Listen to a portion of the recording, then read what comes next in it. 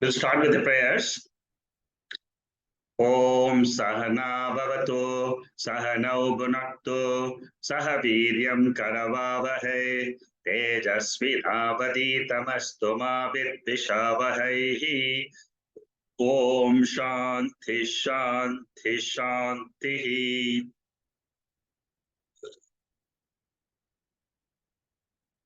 Taittriya Upanishad is one of the very, very important Upanishads when we study Vedanta. And the reason is because it is able to describe to us our real nature.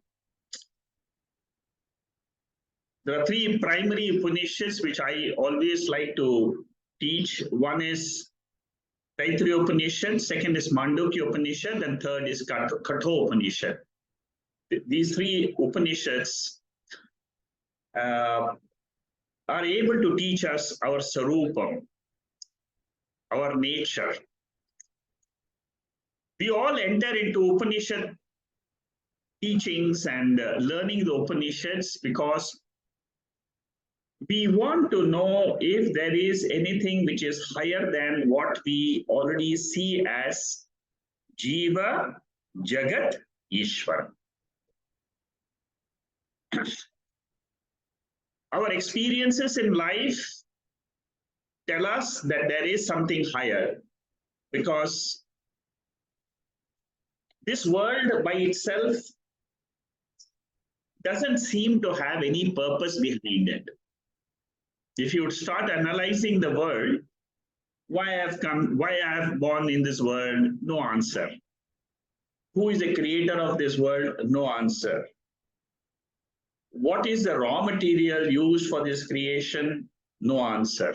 So generally, people who are more inquisitive and who like to find answers to these questions, their search starts with the study of Upanishads and Bhagavad Gita.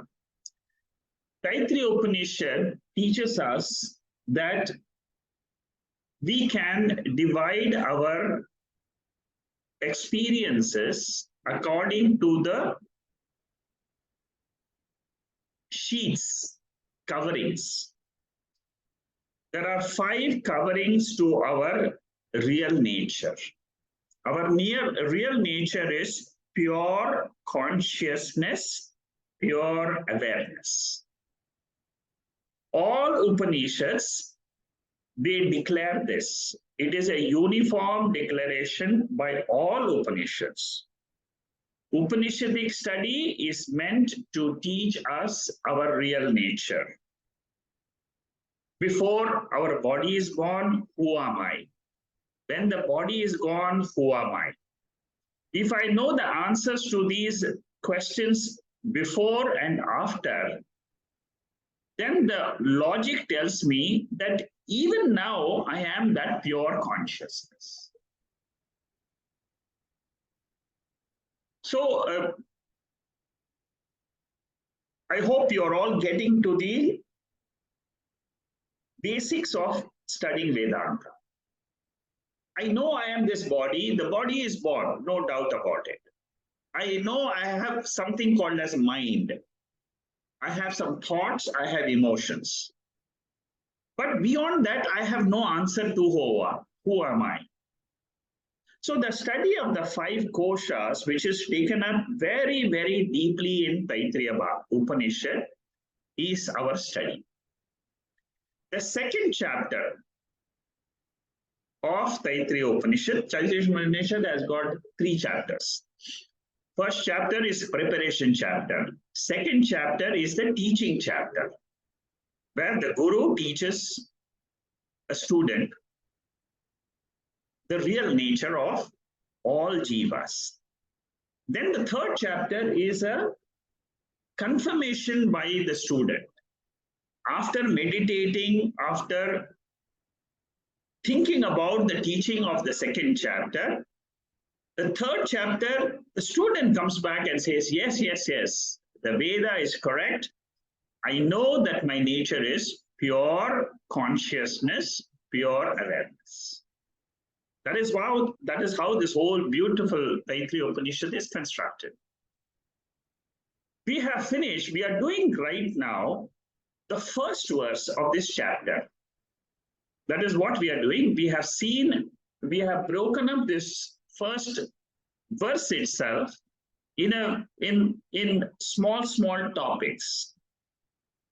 Shankaracharya's commentary is continuous, but for purpose of teaching, I have broken up these topics in this commentary into small portions, so that you can see the connection and slowly understand, because Upanishadic learning is an extremely subtle learning. It has got to do with the intellect, and you require preparation of the intellect, preparation of your mind, because the topic which is discussed is extremely subtle. Okay, so with that small introduction, I will go straight to the topic number 28, which we are supposed to start today. Now, here we have known that there is this consciousness which is the knowing principle. And if it is a knowing principle, how come it is not a knower? It is a knowing principle, no doubt about it. When we say awareness or consciousness or Sakshi, it means that it is present all the time, throughout creation, throughout our life. This consciousness is present. What is its nature? If you want to understand, then you have to go through some analysis of a objectionist. Objectionist is called as Purva Paksha. Now here in this topic, what is the objection raised by the opponent of Vedantin? If Brahman is not a knower, how Brahman is omniscient in context of Srishti? See, whenever we say that God is the creator, he is the originator of this creation. The world which we see, there is one God. Now that God we say is omniscient. Omniscient means he knows everything so that he can create this world. Now this is the verse which is used in the second chapter, 6th section. What does it say? I shall become many and be born. Here, what does it mean? I shall become many means what? That consciousness says, I want to become many reflections of consciousness. One consciousness is there, like the original face in the mirror. Suppose the original face in a face wants to say, I want to become many. So what will it do? It will bring, say, 10 mirrors in front. Without changing the original face, if I bring 10 mirrors in front of me, I can see 10 reflections. So that is how Upanishads, they teach us how we say that all the jivas are parts of the original Paramatma. It is a seeming part. It is not a real part, but a seeming part. Because it is there, it doesn't. It is there for some time and then it disappears. Again, it is there for some time, again it disappears. So this verse says that by tapas, that Lord became the manifest and the unmanifest, the defined and the undefined, the one with a house and one without a house. One with a house means what? The body-mind complex. And outside this body-mind complex is houseless. That also is the same consciousness, same existence principle. It is also the knowledge and it is also ignorance. Because knowledge is revealed by the light of Atma, by the light of Brahman. What about ignorance state? I don't know anything in Sushupti Avastha. In the sleep state, I don't know anything. And I remember the Sushupti when I get up in the morning. Oh, there was in the last 8 hours I slept, but I didn't know anything. So what Shankaracharya says is that unless there is a continuous presence of some light of consciousness, continuous presence, which is a witness to that ignorant state, then only you can have this universal experience of sleep, which is ignorant state. So whatever is existing in the world, it is a reflection of the pure absolute existence. Okay, that this verse here 263 is extremely important. It also tells us about anupravesha. You see, last week we discussed about this anupravesha. There were some questions which were asked to me after the talk. Anupravesha, is it a reflection? It is a type of reflection. Okay. Brahman is omniscient creator. Now, omniscient creator, there are two answers given by commentators. Shankara gives a explanation which we will see in topic number 29. What are the other commentators of Taittriya Upanishad? They say, along with Maya Shakti, which becomes the Ishvara, that Ishvara becomes the all-knowing principle. Brahman by itself is not omniscient. Brahman is only pure awareness. It doesn't know anything. It doesn't. It is ignorant. It is neither ignorant, neither has knowledge. But what other commentators are saying is they take the Maya portion. I'll give you a small technical point here. Whenever we say Maya, we always mean it is connected with the world.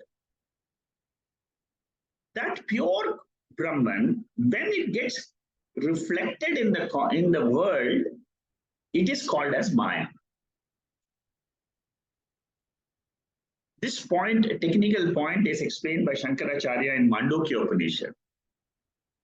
But we all know Brahman has got two types of nature. One nature is it can be itself. Like we all experience that I am alone there in the sleeping state. Nothing else is there. That is what is called as transcendental status. When we talk about transcendental status, it is called as Swarupa Jnana.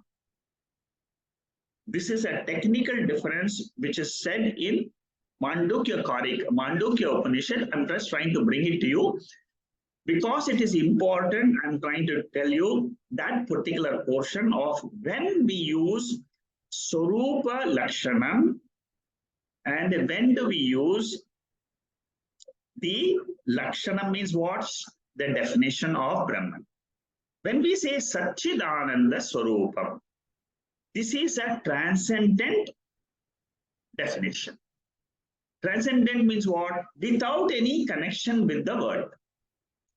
When you bring that same Brahman and then we say that Brahman is Maya, what does it mean? That pure Brahman, which is our real nature, because we are not talking of this body anymore. We are talking of something which is beyond the body.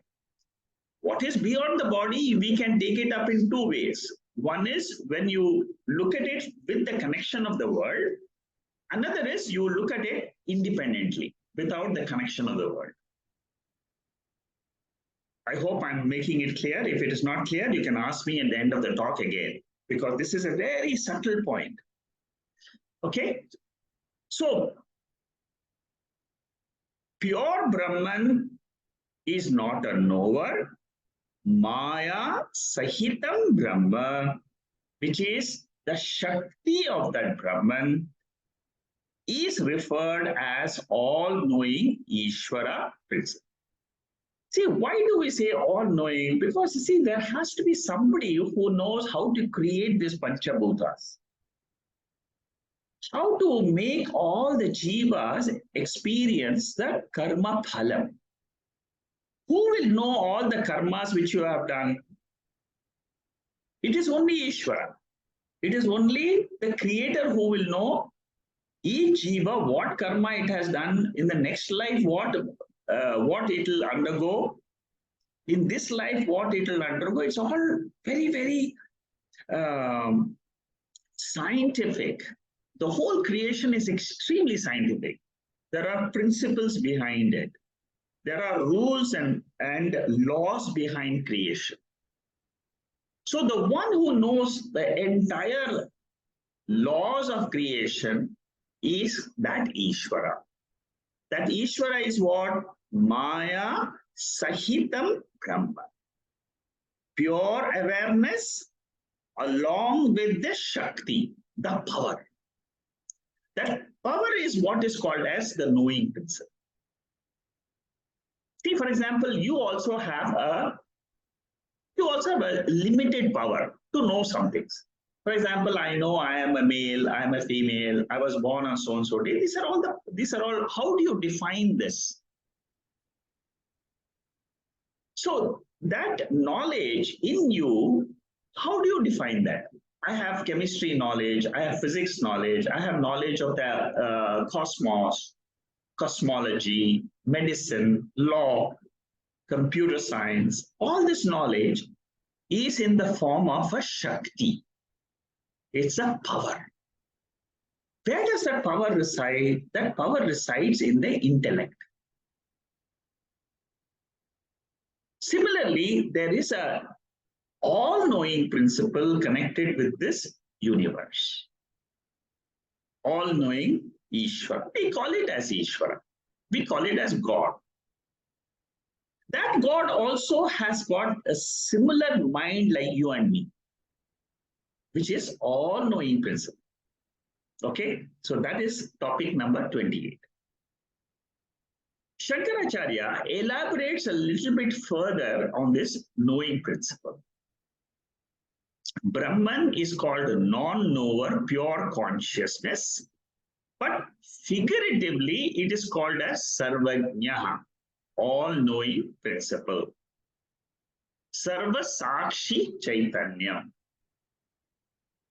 Now, what Shankaracharya says is, by mere presence, Brahman illumines or knows everything. The sun, for example, illumines the entire earth.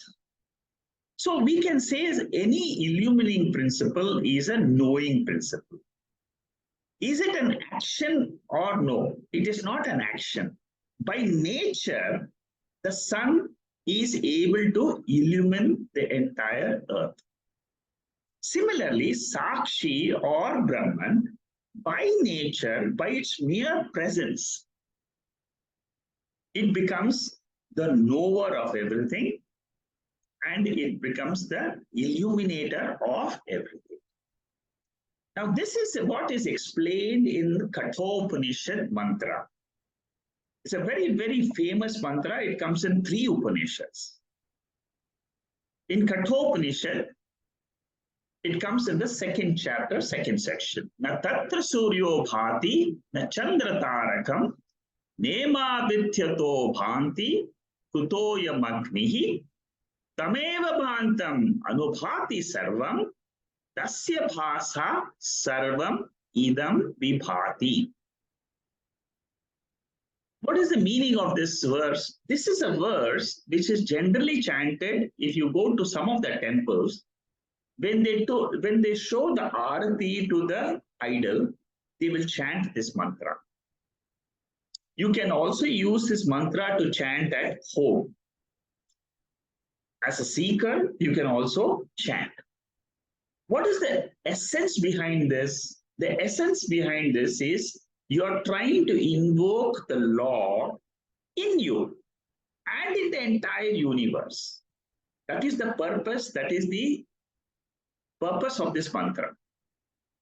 What are you saying?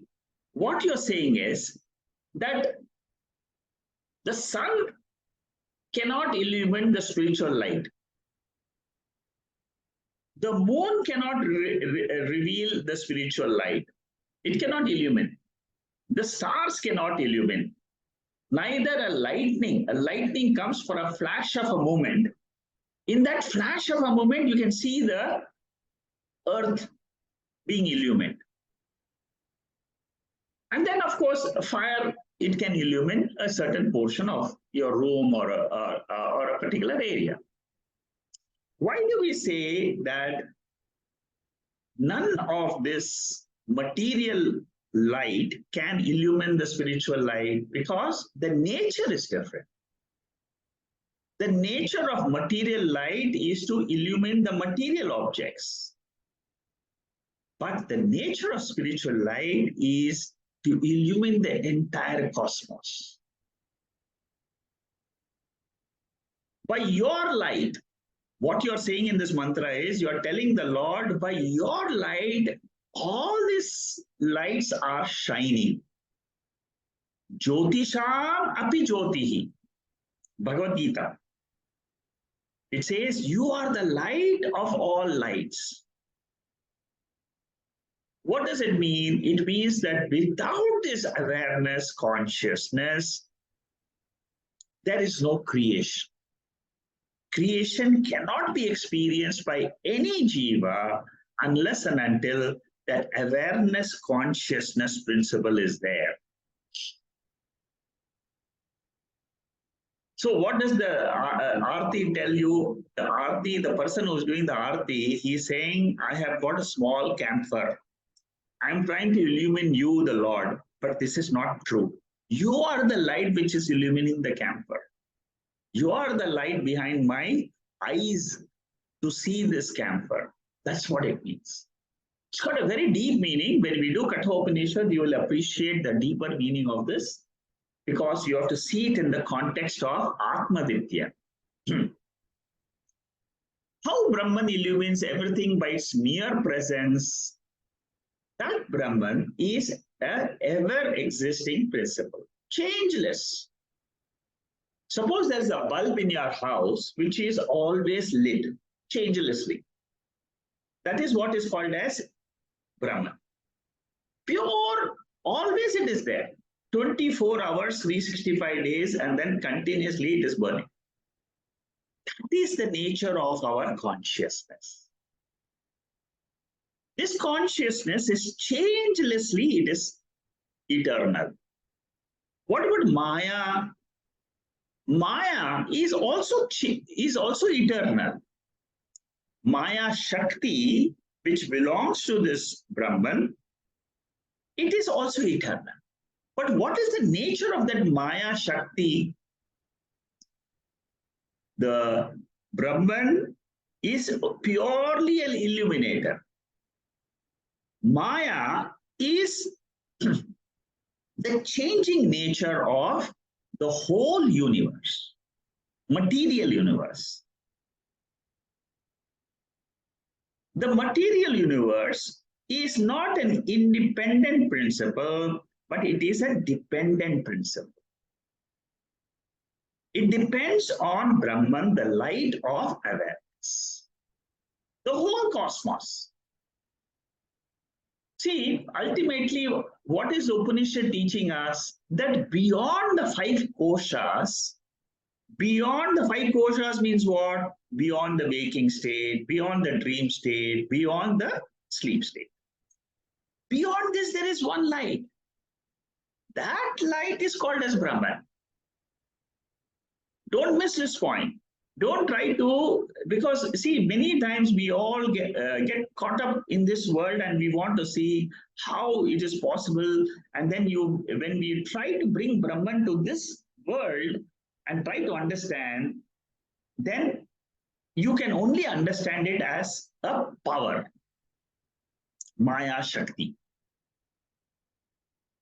Okay, I'm going very deep to reveal the nature of this pure consciousness.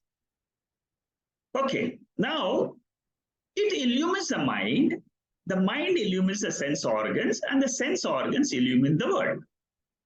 So Surya Bhagavan illumines the moon, moon illumines the earth on a full moon night, and then you can see transactions going on, say in the beach. So Brahman by mere presence is the illuminator of cosmos. It illumines the Vyashti. Vyashti means what? The individual mind. How do you know your emotions? How do you know your anger? Because you know that I was angry. You become aware of your thoughts. You're aware of all whatever you do in your mental frame. Throughout the day, your thoughts are going on. But how do you know that? You know it because of this Sakshi. The same Sakshi, when it is seen at the cosmic level, at the Samashti level, it is in the form of laws, gravitation laws, the laws behind the planet's momentary motion around the earth and so on. So Maya illumines the cosmos through its laws. Okay, that is why it is said that it is easier for us to realize this Lord in us by just saying, asking your question, who illumines my mind? In the waking state, that illuminator is not very clear. But in the dream state, it's very clear. There is no light of the sun illumining your dream. There is no light of a tube light burning outside in the neighbor's room or house, which is illumining your mind in the dream. This is what is discussed in Swayam Jyoti Brahmana in Refuting Upanishad. What is that light by which you see your dream? That light is called as Brahman. That is a light which is your real nature. Whatever is happening in the body, you are doing activities in your family, in your society. All that is of a lower order of reality. But the higher order, I am that Sakshi, is what we all should claim our nature as. And by mere presence, this body and mind gets the power to function in this world. Okay? For example, we say the fire burns. Everything. Whatever you put in the fire, it burns. Now, is fire, this is the question which Shankaracharya is asking.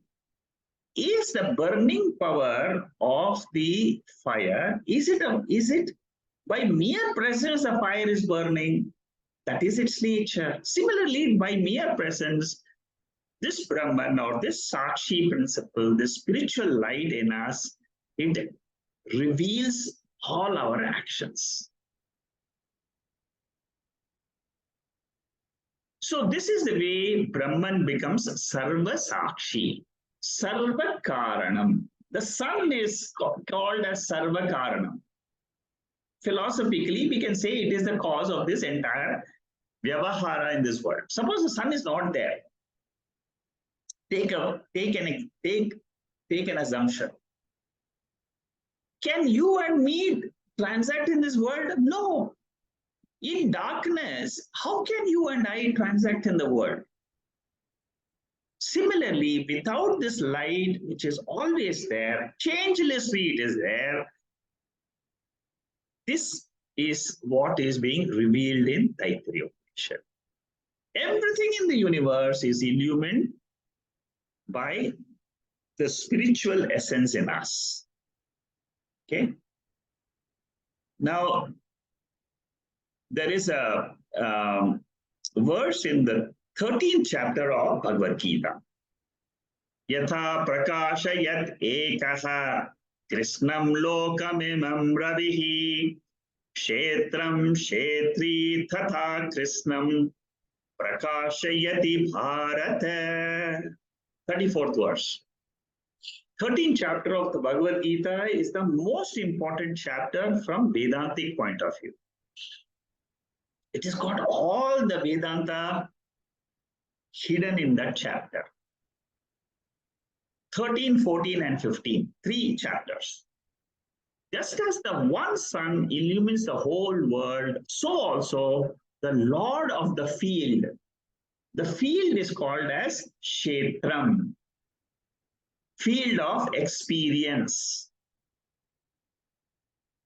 But who is the observer, who is the illuminator, is the Kshetrajna. This is how Lord Krishna is teaching the spiritual science to Arjuna. What we are learning in Taittriya Upanishad is the same, which was taught to Arjuna in the battlefield. Okay? In this universe, there is nothing which is subtler than Brahman. That is the end of all subtlety. And how you can know that? Not by objectifying it, but by saying, I am that subject, I am that consciousness. That is the way Upanishad teaches me to understand the reality. Okay?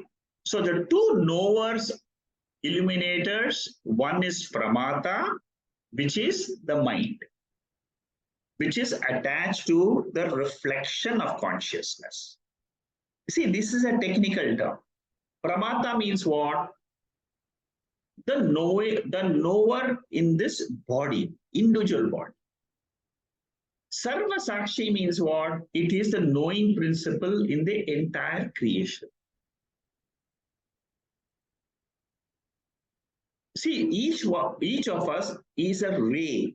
In one of the Upanishad, Mundaka Upanishad, it says we are a spark. We are one spark. Our intellect is one spark. Our reflected consciousness is one spark. With that spark, it is enough. We are able to function. But what is the fire principle, which is the origination of a spark? That fire principle is Sakshi. And that Sakshi never changes. It is always there, changelessly. Topic number 30. I mean, if you have time, you should read some of these descriptions which are mentioned. These are the direct meanings of the Shankaracharya's commentary. Direct meaning, English meaning of Shankara. Suppose you want to say, where can I get the commentary of Shankaracharya in English? You take these notes. You will find the direct commentary, and these direct commentaries, when you go through them, it will give you a deeper knowledge. But you must know a little bit of how to take out the meaning of these verses. Shvetashvara Upanishad. Now we are trying to explain the nature of Sakshi. Shvetashvara Upanishad and many other Upanishads, they say the description of Brahman as one without hands and feet.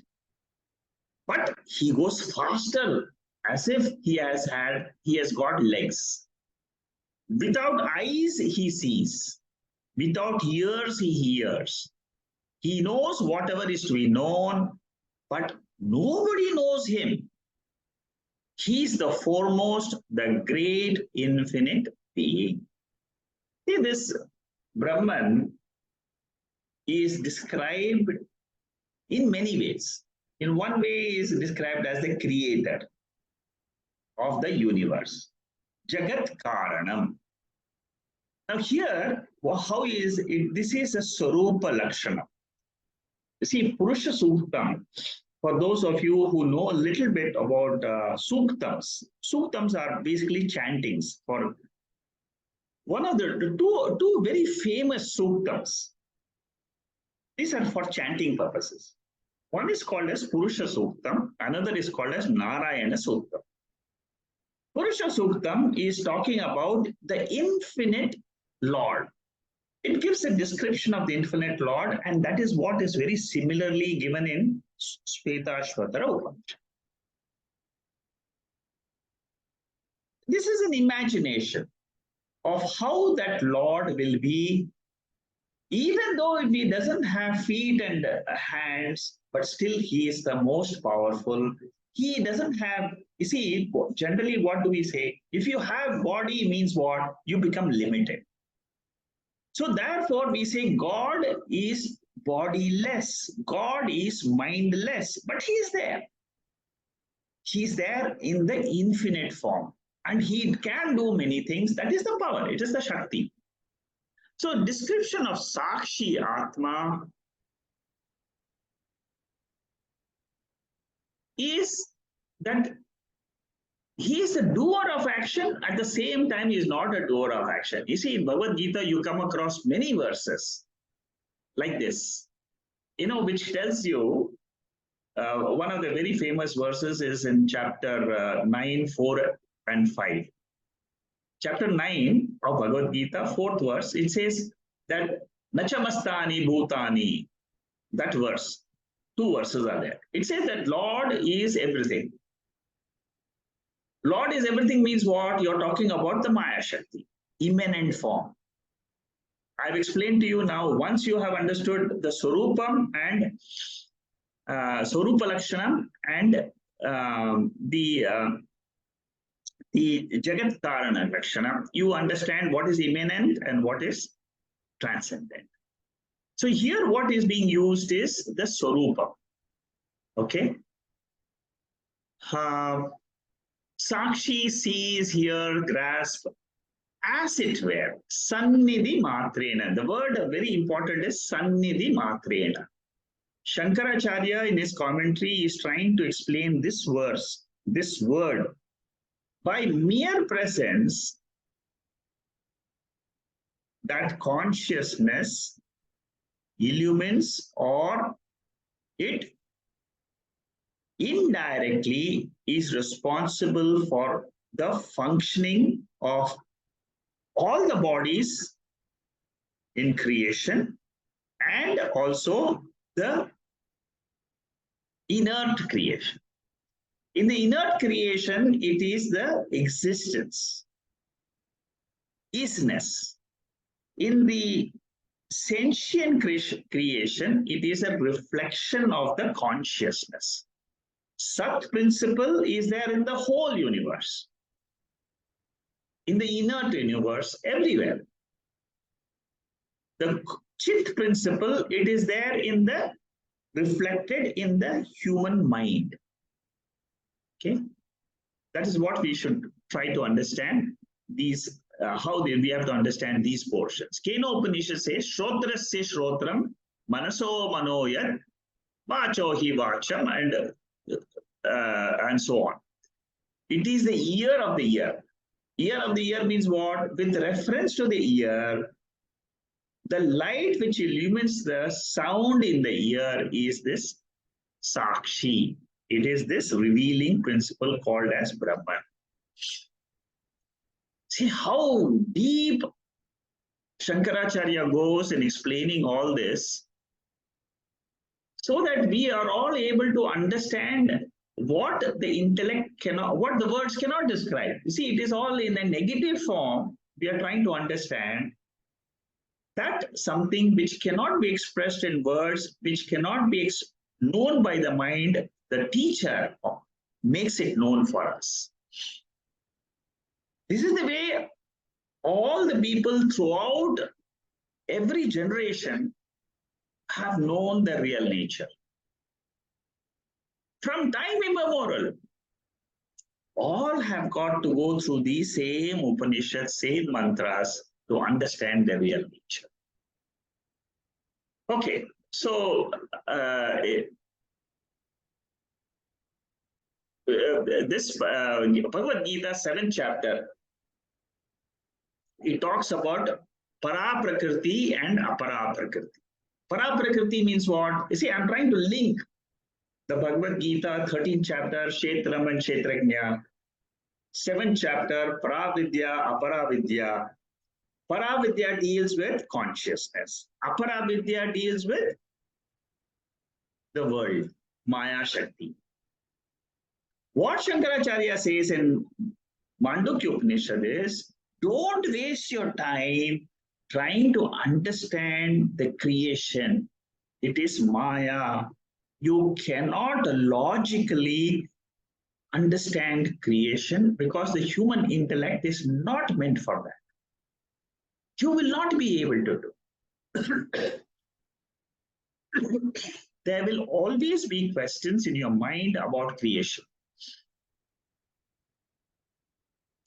Shankaracharya refutes all the creation theories. Refutes in Brahma Sutra, you can find the commentary. In Mandukya Upanishad, in the Karika number 6, 7, 8, 9, you'll find how they refute all theories about creation.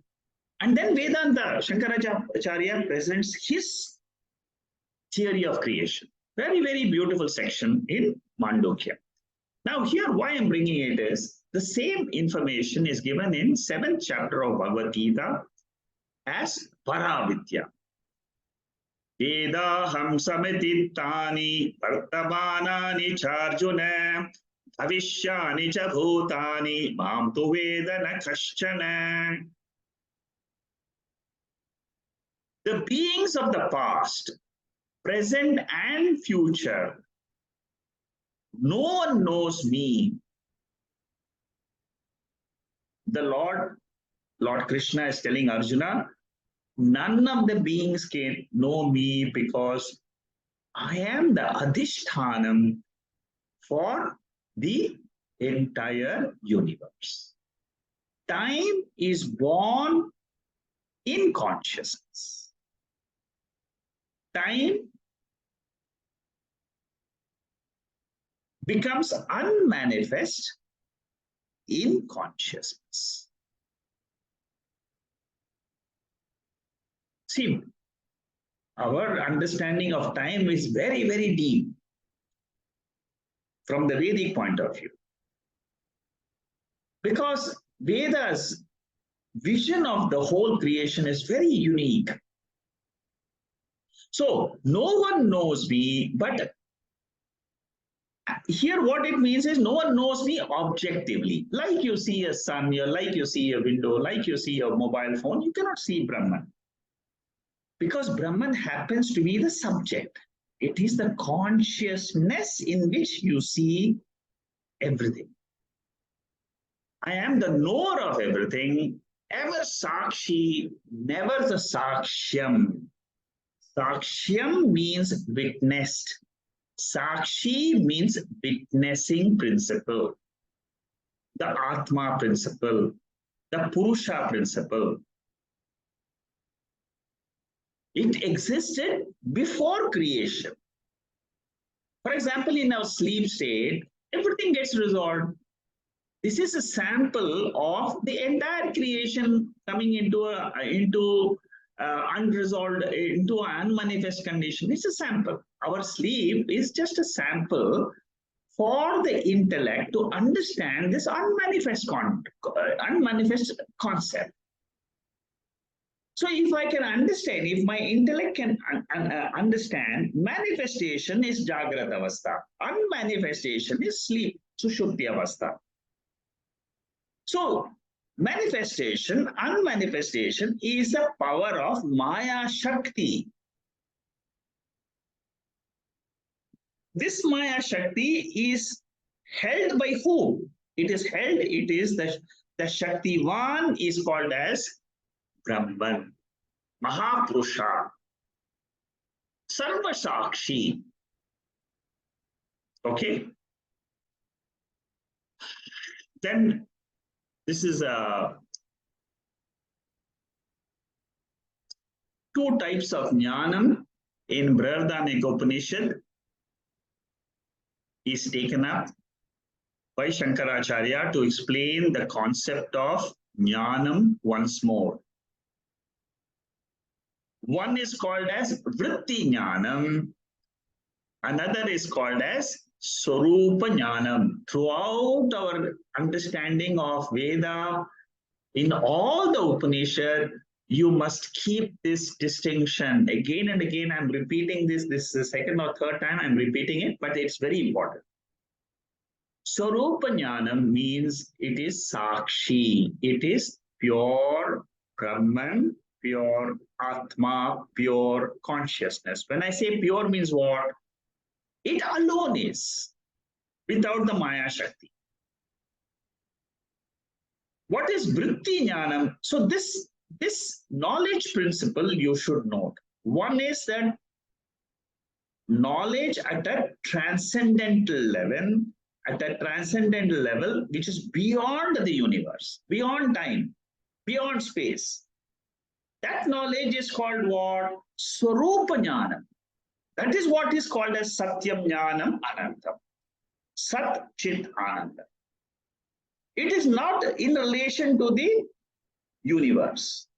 With relation to universe, we have another definition. Neti, neti. Not this, not this. Negate everything.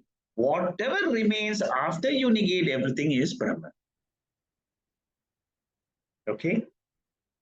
In our waking state, when we say, I know something, I have knowledge about the world. This knowledge comes only because the mind is awake. And the mind is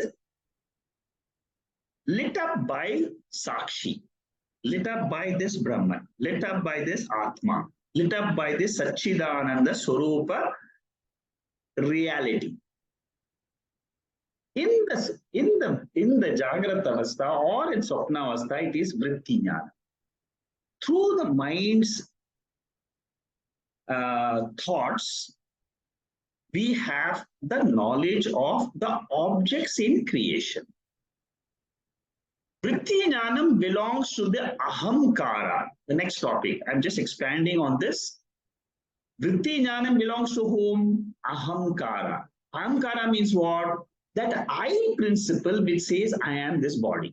You see, in each of our bodies, we have a reflection of that consciousness. The original I is the Aham, which is that pure Sakshi. But when we are functioning in this world, we are functioning not as pure consciousness, but as consciousness reflected in this body. That consciousness which is reflected in this mind is called as Ahamkara, ego I, which owns up all the activities of the body. It is the doer. Suppose you are doing action. I am doing this gardening work. I am doing kitchen work. Who is saying this? It is the Ahamkara. The Swarupa Jnanam belongs to Sakshi, the permanent changeless self. It's also called as the self. It is called as the self, and that is what is called as, that is the what is being revealed by Upanishads. We have to travel from ego I to the Sakshi I. This travel is the whole spiritual journey. After negating the 5 koshas, where do we go? It is to this Sakshi I. In the very first verse of the teaching, so much knowledge is being given. And this is the foundation of that whole Taittriya Upanishad. Vritti Jnanam is the Jnanam when the mind is in operation, and we are evident of the body and the surroundings. Sakshi Jnanam is the Jnanam that I alone am without the body, without the creation. If you hold on to this Sakshi, you are ever free. if the mind, in the very advanced texts of Vedanta, called as Vichara Sagara, they go into the, I mean, it's an amazing uh, journey of the human mind. Our rishis have been able to go deeper and deeper into the different states of the mind. And there they say how the mind resolves into this Sakshi. I mean, there is a very, very structured way of explaining the functioning of the mind, the structure of the mind in the form of thoughts. They go to that state of thoughtlessness and they compare the thoughtlessness state in the Jagrata Avastha, which is called as Samadhi Avastha, with that pure consciousness. It's a very deep science. If you go to Vichara Sagara in the seventh chapter of Vichara Sagara, very, very big definition of the difference between the sleep state and the samadhi state is very beautifully explained. What is the sleep state? What happens to our mind in the sleep state when it is attached to ignorance of the world? That is what is the sleep.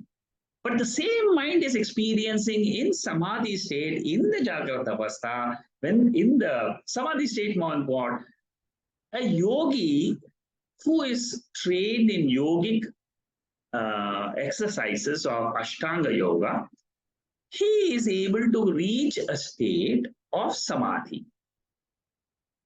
In that particular chapter, all the definitions of dharana, dhyana, samadhi, all that is given. And there, I'm just trying to bring it back to your attention because, see, you should not be very restrictive in understanding our mind. It's a very, very, our mind, understanding of our mind is a very big exercise taken up by the Veda.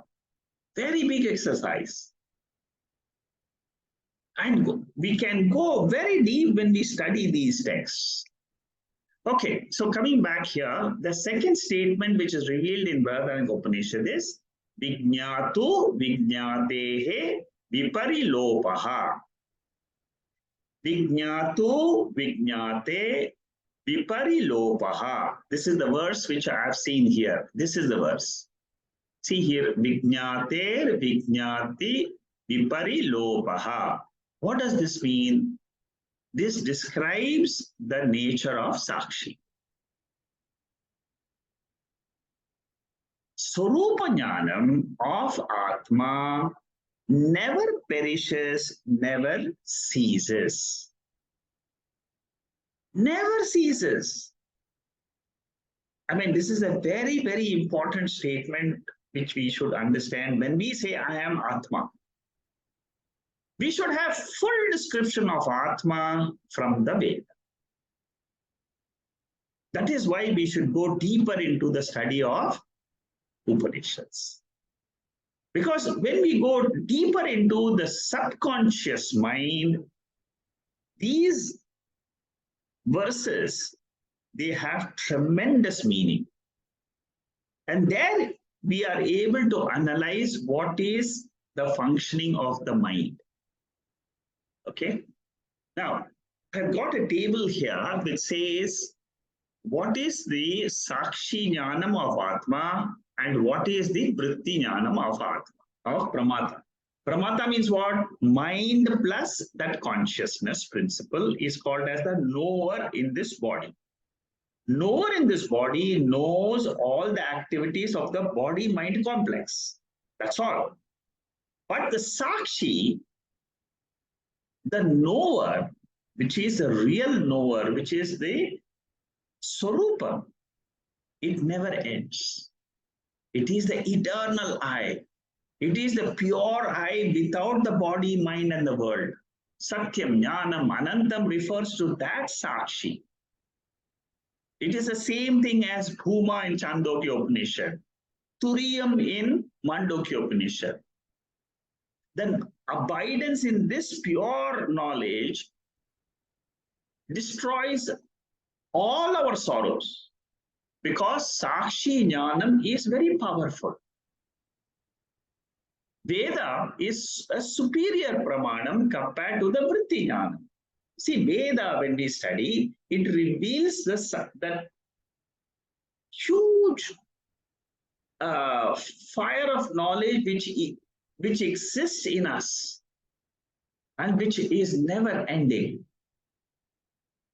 How do I get hold of that knowledge? It is, see, for example, if you just close your eyes and say, I am, and understand that I belongs to that Atma, immediately what will happen to you?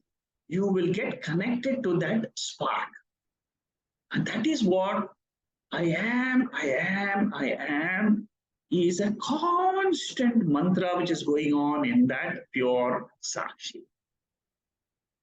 Constantly, it is I am. That is the immanent principle. It is always there, Sat principle. That is what is called as the Samadhi experience. Samadhi experience is connected with the vrittis. When Samadhi is this ultimate end. It is not the means. The means is dhyana, dharanam, dhyana, savikalpa samadhi is the means to attain this sakshi.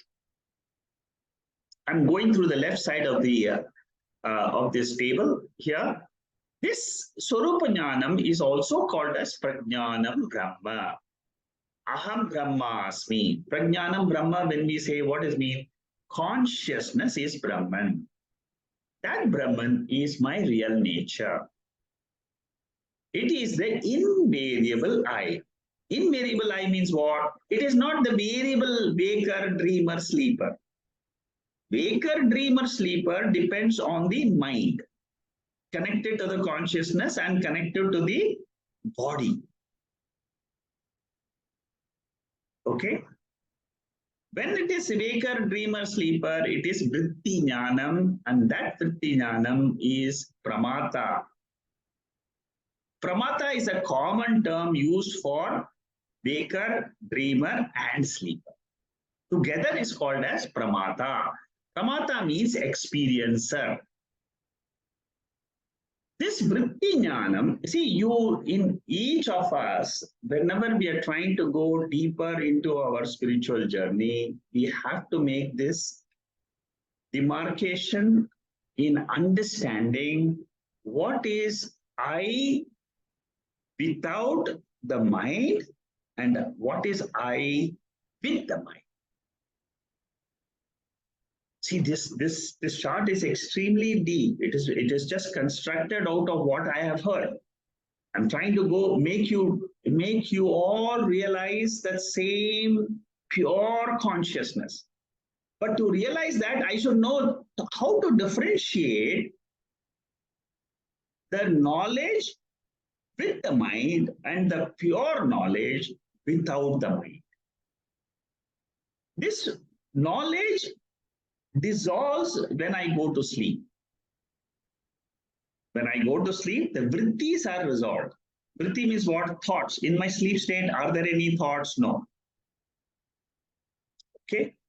So the Vikshepa Shakti of Maya. You see, when I say Maya, what does it mean? This Maya is a universal principle. But I can experience that in my own body-mind complex.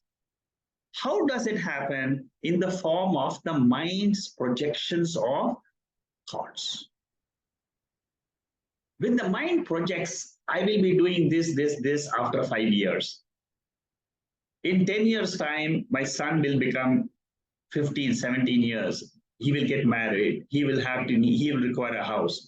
These are all projections. When you do this, what happens? You're using the Maya Shakti, which is available in your body, to project your own life. But is this variable or fixed? This projection is variable, because today I'll be talking about my son. Tomorrow I'll be talking about my daughter. Day after tomorrow I'll be talking about myself in about 10 years' time. So the objects keep on varying, But the original light of consciousness never ceases. That is the Sakshi. What perishes is the Pramata. Pramata is the Vachyartha of Brahman. Vachyartha means what? It is the light when it is compared, when it is in relation to the particular mind and the body. Lakshyartha means what? Lakshyartha means when it is not connected to the body. Okay. This is extremely deep. You will be studying this more and more every time you study Shankaracharya's bashyam. You will be doing this analysis between Sakshi Jnanam, Vritti Jnanam. Sakshi Jnanam, Vritti Jnanam.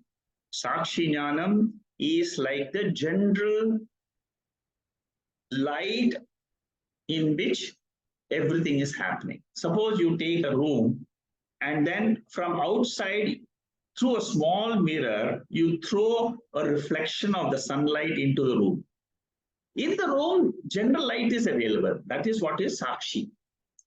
The reflection which comes through the mirror is the specific jnana.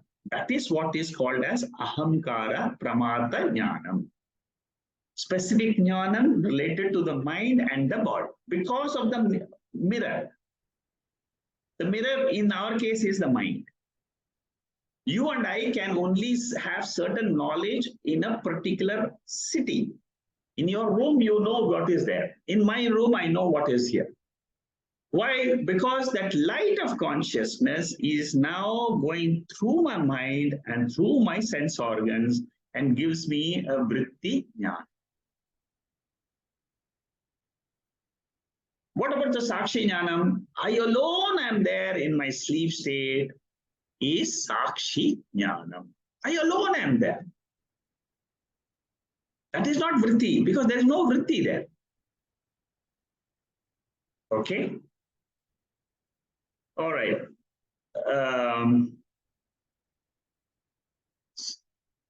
The next is there are a few things about Rahu and Ketu. I'm not getting into that involved. Okay. Now I'll go into the next topic, which is Brahman is Nirvikara Swarupaha. What is the meaning of this? Nirvikara Swarupaha. Dependent of Triputi. See, again, we are going and studying the Ahamkara and Sakshi. It's a deeper way of studying. Even though Brahman is not separate from the nature of the knower, it is not the same thing as being a knower. See, this Brahman means this Sakshi can remain independently and without anything. See, this is a very important principle. In Vedanta, Maya depends on Brahman. But Brahman doesn't depend on Maya. Brahman can remain pure by itself. This knowledge will free you from the attachment to this body-mind. Even though Brahman is said to be the nature of Jnanam, it is eternal, it doesn't undergo any change at all. When we say that, it is called as Nirvikara Swarupa Jnanam. Vikara means modification. Nirvikara means what? No modification happens in the light of consciousness. That is why we say it is always changeless. Swarupa Jnanam is nimittam, anapeksham, not dependent on Triputi. See, we have to claim our nature as that pure light. After that, dropping the 5 koshas, we have to say, I am that which remains after the 5 koshas are dropped. After the Sthula Shariram, Sukshma Shariram, Karana Shariram, don't say there is nothing. Don't get into the Shunyavadi philosophy. Say that beyond this Triputi, beyond this Pramata, Pramanam, Prameyam, I'm using Sanskrit words, but I hope you understand the meaning. Beyond this knower, known, and the knowing mind, which is called as Triputi, there is Sakshi. Vritti Jnanam goes, Swarupa Jnanam does not go away. Swarupa Jnanam is what? I am pure consciousness. I am. See, this feeling in us, I am, is always there. Even when you don't know, see, Veda is only trying to give us what we are. Our mind, because it is lost in the world of objects, we are not able to come to this subject. This is what Shankaracharya says again in Mandukya. He says, I'm doing the Mandukya bashyam. That's why I'm trying to, it comes in my mind more often. See, what Shankaracharya says is, why do people don't understand this Satchit Ananda Swarupa? Swarupa means it is a nature. Even though it is our own nature, how come I don't know this? How come I'm ignorant about this? How come I don't know that I can exist without the body as the pure self? If I know that I am immortal, if I know that I can hold on and say I am Nitya Mukta, I am never free. Samsara was never there in me. It was never there. Because now I am a jnani. What does the jnani say? He says that samsara was never there in me because I am the light of consciousness in which the mind has come and gone. Samsara always exists. Samsara means what? Sukham and dukkham, sorrow and happiness, joy. They come and go, come and go, come and go. Yesterday you were joyful, day before yesterday you were sorrowful, another day you were joyful, another day you are sorrowful. This is that. This is the nature of the mind. It keeps on fluctuating as per the 3 gunas. Okay? Swatantratvad, even though Brahman is of the nature of Jnanam, since it is Swarupa Jnanam, that Jnanam is Nityam. Nityam means what? It always is there as I am. Okay? So a little bit more descriptions is there. You can go through it.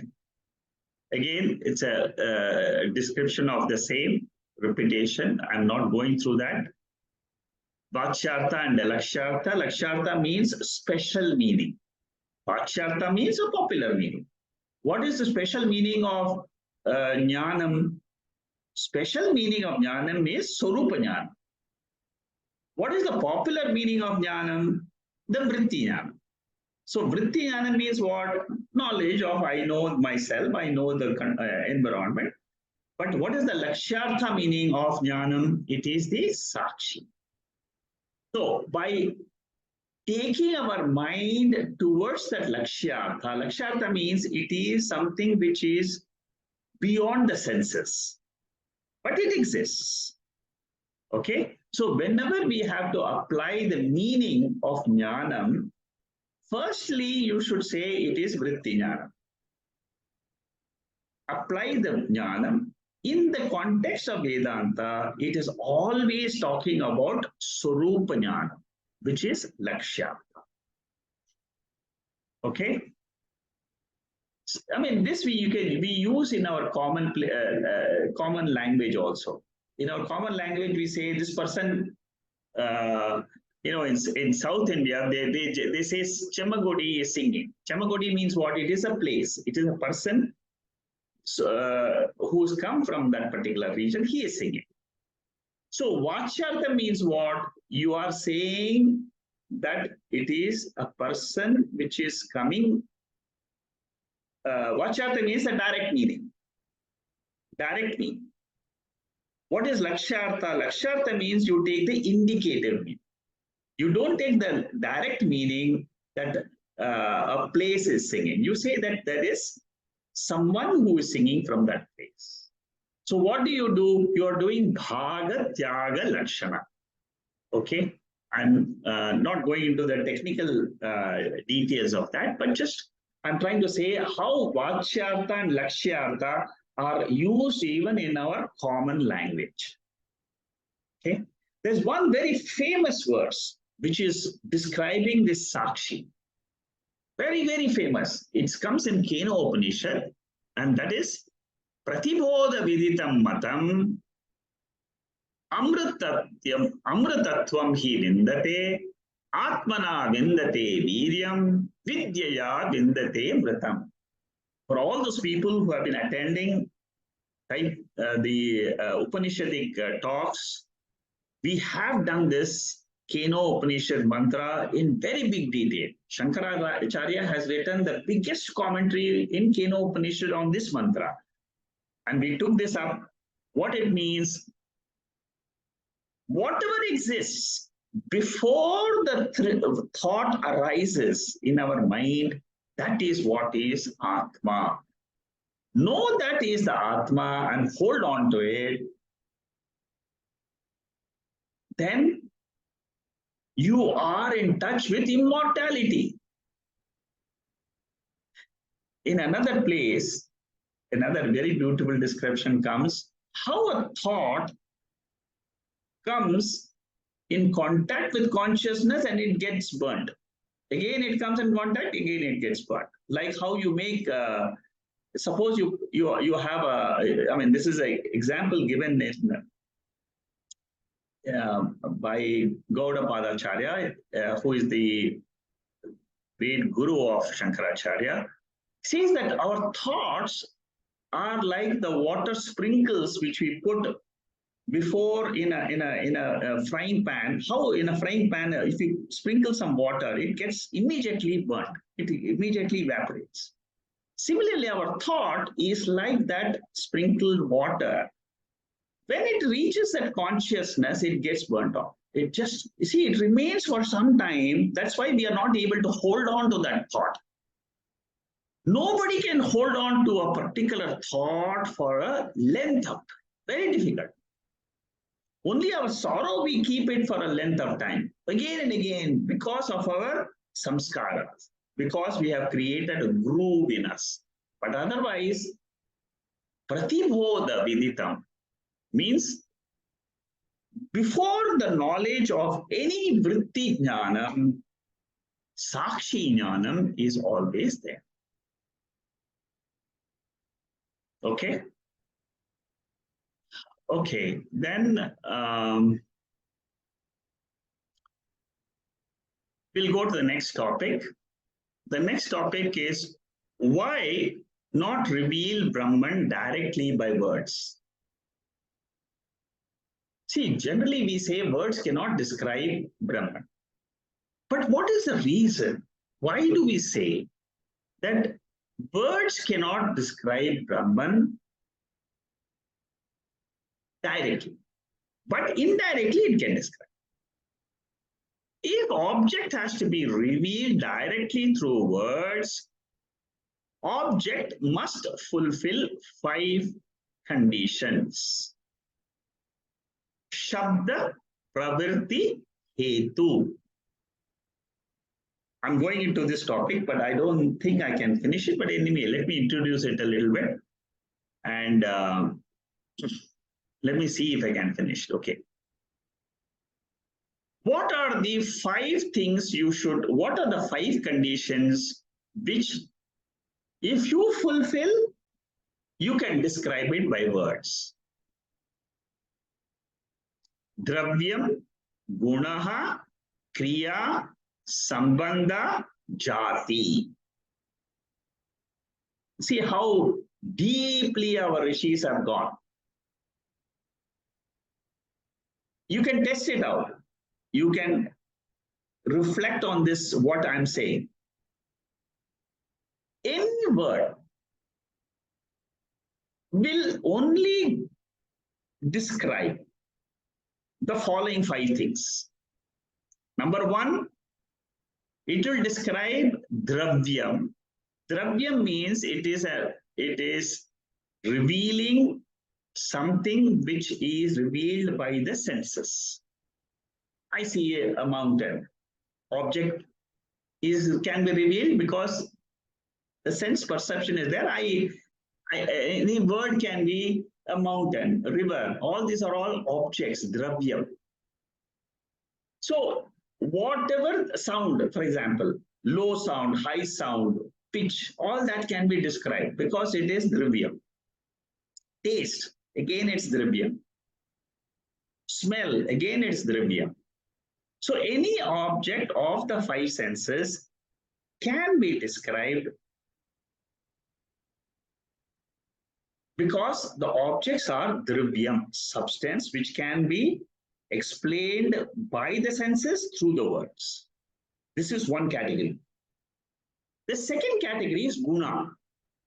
Suppose you have the attributes. Objects have got attributes. Yellow color flower, white lily. These are all red rose attributes. If there is an attribute in an object, you can describe it through words. Third, kriya. Kriya means driver. He is my driver. He is my lawyer. He is my doctor. Because through the action, she is my helper. Through the action of a person, you can describe through words. Action can be described, substance can be described, attribute can be described. What is the fourth one? Relationship, sambandha. Object, if it has a relationship, my son, my daughter, my wife, my husband, relationships can be explained through words. And what is the last condition? Jati, species, human beings, animals, birds, plants. These are all jati. What it says is, this is given by the Shastra. You see, these are not, this is what is described in the Shastras. It is said in Panchadasi. If the words can be there only when such 5 conditions are possible. Now, what is Brahman? Brahman is neither a jati, neither it is a kriya, neither it has any sambandha. You apply Brahman to all these 5 conditions. You will find that Brahman doesn't meet any of these conditions. Brahman is not a dravyam because it is sensorily not available for the words. Brahman can never be directly revealed through the words. Therefore, Brahman has to be revealed indirectly. Lakshyartha. Jati guna dravya kriya sambandha. Being absent in Brahman, we have to use lakshyartha for jnanam. See, why we spend so much time behind this word called as Satyam Jnanam Anantam. We are analyzing, even now, we are analyzing the word Jnanam. So much of analysis being done only for this one word, Jnanam, by Shankaracharya in this Taittriya Upanishad. So Jnanam means it is Lakshyartha. It is nothing to do with the world of objects. What does Upanishad reveal? Satyam Jnanam Anantam Brahma Asti. It exists. What does the Jnanam there indicate? That Jnanam indicate it is Lakshyartha. It is nothing to do with the Bachyartha. Bachyartha describes whatever can be described by words, which is Vyavahara. Vyavaharika Satyam. Anything in the Vyavahara, we can describe in words. That is why the whole Vyavahara is full of words. Throughout our life, we are only communicating with words. But that words cannot be used to describe my real nature. That is what we should understand. But jnanam, when the Upanishad says jnanam, it means sarupa jnanam of Sakshi. It is sannidhi matrena jnanam. By mere presence, Atma can be known as the reality. Beyond the five koshas. Don't miss this point. We are all trying to understand Taittriya Upanishad. Initially, I have gone through this the entire Pancha koshas and all that before starting this commentary. Okay. So that is what is topic number 33. The next topic is why Vachyartha of Satyam can't be used for Brahman. See, we are trying to understand the three words. Word Satyam, Jnanam, Anantam. We have to use the Lakshyartha, the indicative meaning of these three words to understand what is our real nature. Now you are able to understand the depth of these three words. See, it's very, very deep. Unless you go through this type of commentary and this type of analysis, you will never, ever get the truth of the Upanishads. The truth of the Upanishad lies in the analysis of the bashyam. The analysis takes us deep into our mind, understanding our mind, understanding how the mind thinks and what lies beyond the mind. Okay, so I will take up this topic number 34, slide number 118 next week. It's a new topic, and like we have done for Jnanam, Vachyartha and Lakshyartha, we have to do for Satyam also. Okay? Once you've understood the basic of Vachyartha, Lakshyartha, it is very easy. Then you get, once you understood for Jnanam, it is easy to do for Satyam. Okay? So we'll close here and then we'll start with this 118 slide number, topic number 34. Om Purnamada Purnamidam Purnat Purnamudachade Purnasya Purnamadhaya Purnameva Vasishyade Om Shanti Shanti Shanti Hari Om Shri Gurubhyo Namaha Hari Om. Okay, I've got one question here. Can we say knowledge is in mind, body, but this has to get illumined by Brahman? Perfect. You're right. When body, mind dies, knowledge also disappears, as knowledge is not in Brahman. Correct. What knowledge disappears? Vritti jnanam disappears. That is what you should understand. Vritti jnanam disappears. So what did you think 5 years, when you were 5 years old? Is it still there? No. Vritti jnanam is gone. Vritti jnanam is continuously changing. Vritti jnanam is a temporary knowledge.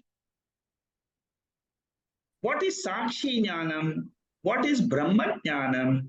It is not temporary knowledge. It is I am of the nature of consciousness, existence,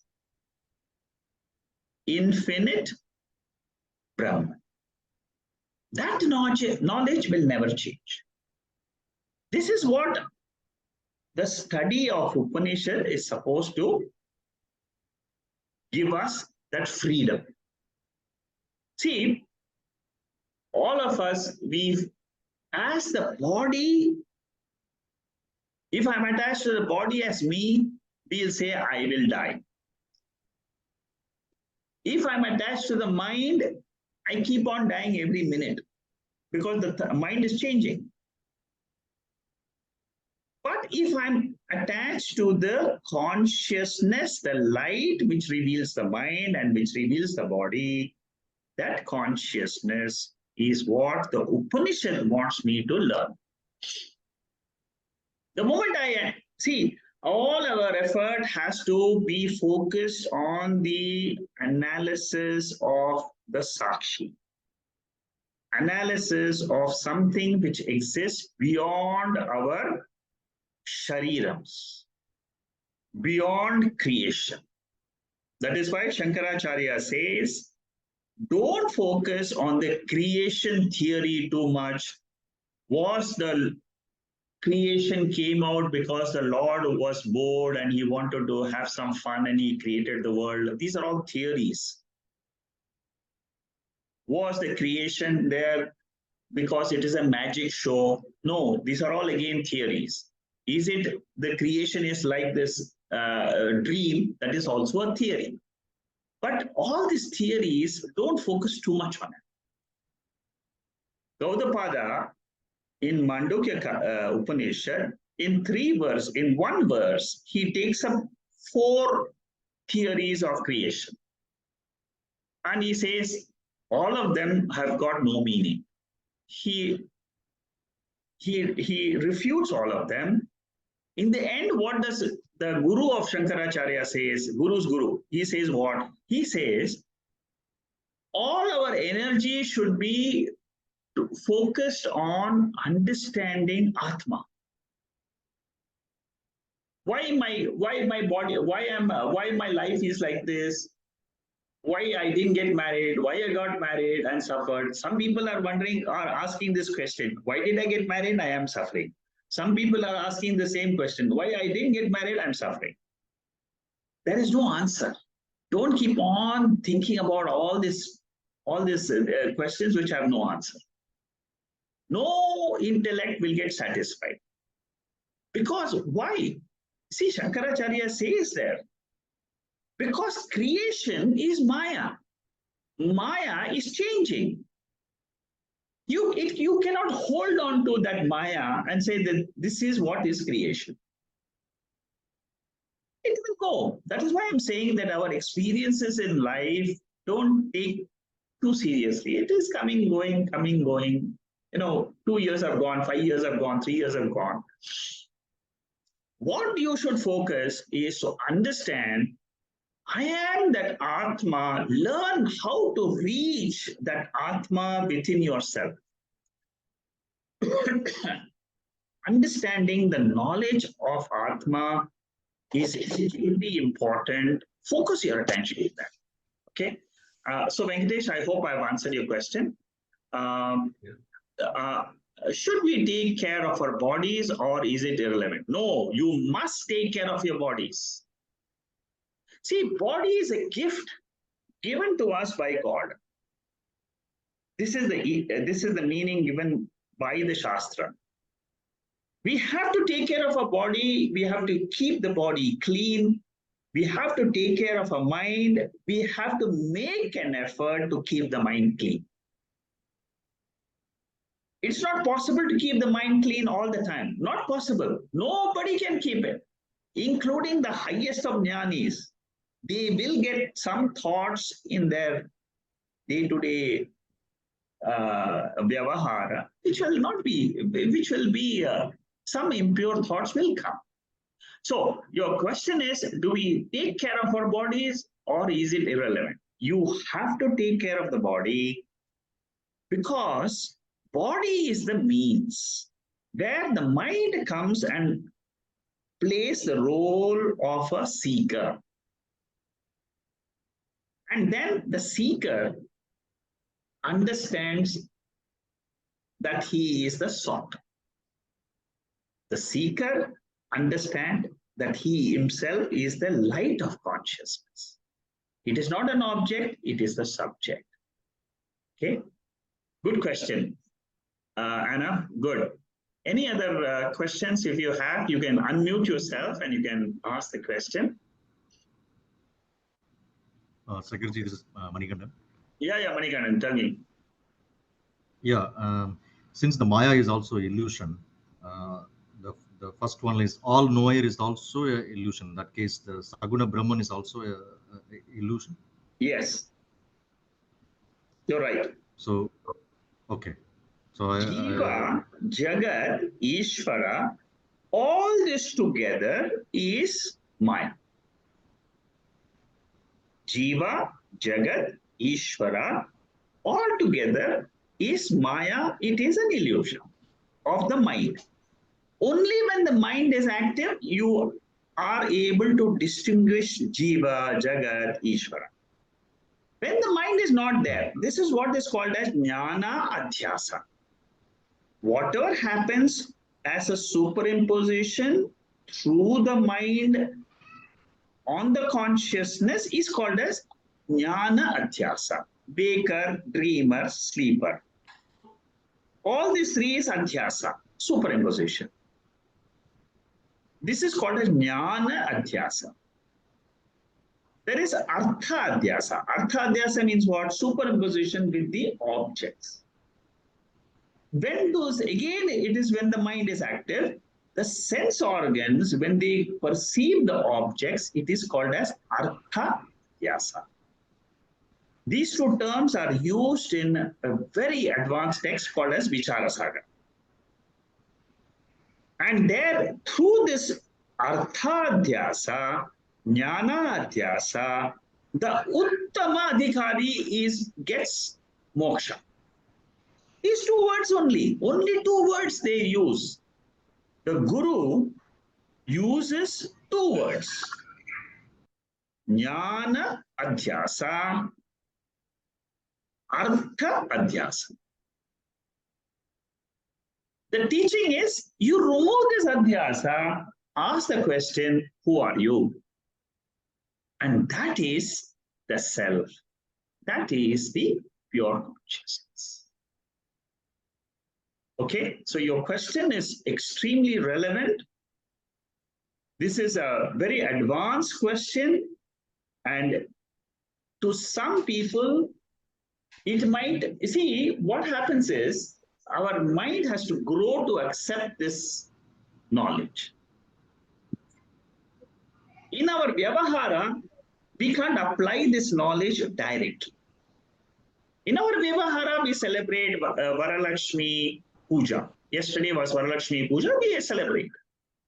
We go through our normal life in the society as if we are a jiva, ajnani jiva. In the society, we behave as if we are ajnani jivas, but in our heart of hearts, apply jnanam. What jnanam? Lakshyartha jnanam. And be free. Become free. That is what is moksha. Jivan mukti means what? You and I can be called as Jivan mukti if in our own hearts you are able to assimilate the knowledge of Upanishads and convince your own intellect, I am Atma, Brahman, I am that pure Sakshi. Any word you use. Yeah, go ahead, Manikandan. So in this case, when we say we surrender to the Lord, this means the illusionary jiva is surrendering to the illusionary Saguna Brahman. Yes, you are right. See, initially, the seeker is not able to understand this Nirguna Brahman, Nirguna Sakshi, and all that. So, the Veda itself comes down to the level of the seeker. What you're asking is again a question. It is all these questions are asked by the, it comes as a question in Shankaracharya's bashyam. Your question comes in Shankaracharya's bashyam in the commentaries. What he says there is, he says that the seeker has to start from his level.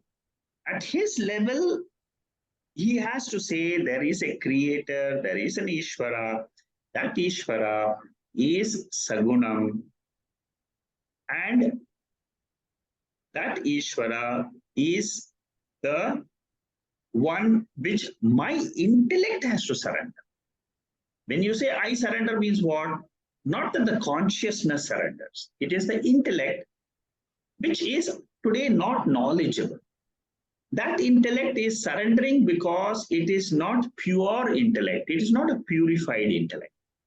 A purified intellect will know the Shastra clearly. It will understand the Shastra very clearly. And then what it will say?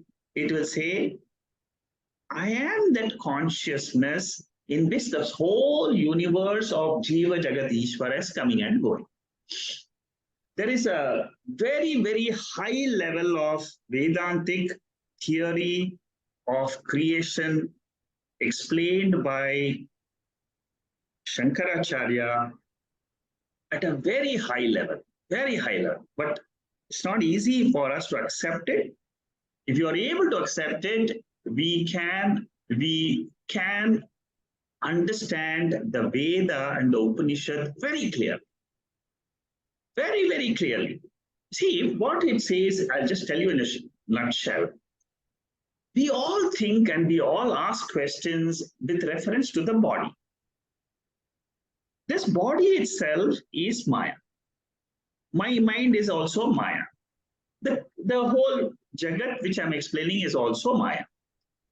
Maya is a concept which is a Shakti. We are all analyzing the Shakti, but we should remember it is a power. It is a power which is existing on that pure consciousness. So Maya does not exist separately. Whole creation does not exist separate from that Brahman. There is a connection between creation and that pure consciousness. That pure consciousness absorbs this whole creation and then projects this creation. Again, absorbs the creation into itself and it projects the creation. So this high level of the high level of create there, what it says is it is not a creation. Bhagwan doesn't create a pot or a jiva or a mountain or a river, but he only projects whatever is there in creation. He only projects it. Again, the concept there is manifestation and manifestation. Manifestation and manifestation. Where does this, from where is this happening?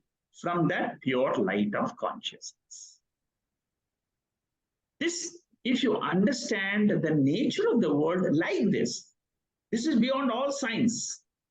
This is beyond all the other theories which Shankara refutes in that mantra, one Karika, number 9 in the Mandukya Upanishad. So it is, if you understand the world which we experience, that it is a projection of the spiritual essence of this universe. Then what happens? All these questions will get they will not get resolved. They will not get answered, but they will all be dissolved in that pure Shakti. Okay, I tried to explain to you, but anyway, whatever you are able to understand is fine. But this theory of creation is an amazing theory. You should really understand it from Shankaracharya. Very, very beautiful. Okay, Shanta has been waiting for a long time. Shanta, go ahead. I've got a few things to say today. Yeah. One thing is, thank you very much. It was like how I understood with the example of that sun in the pot, the concept of reflected consciousness.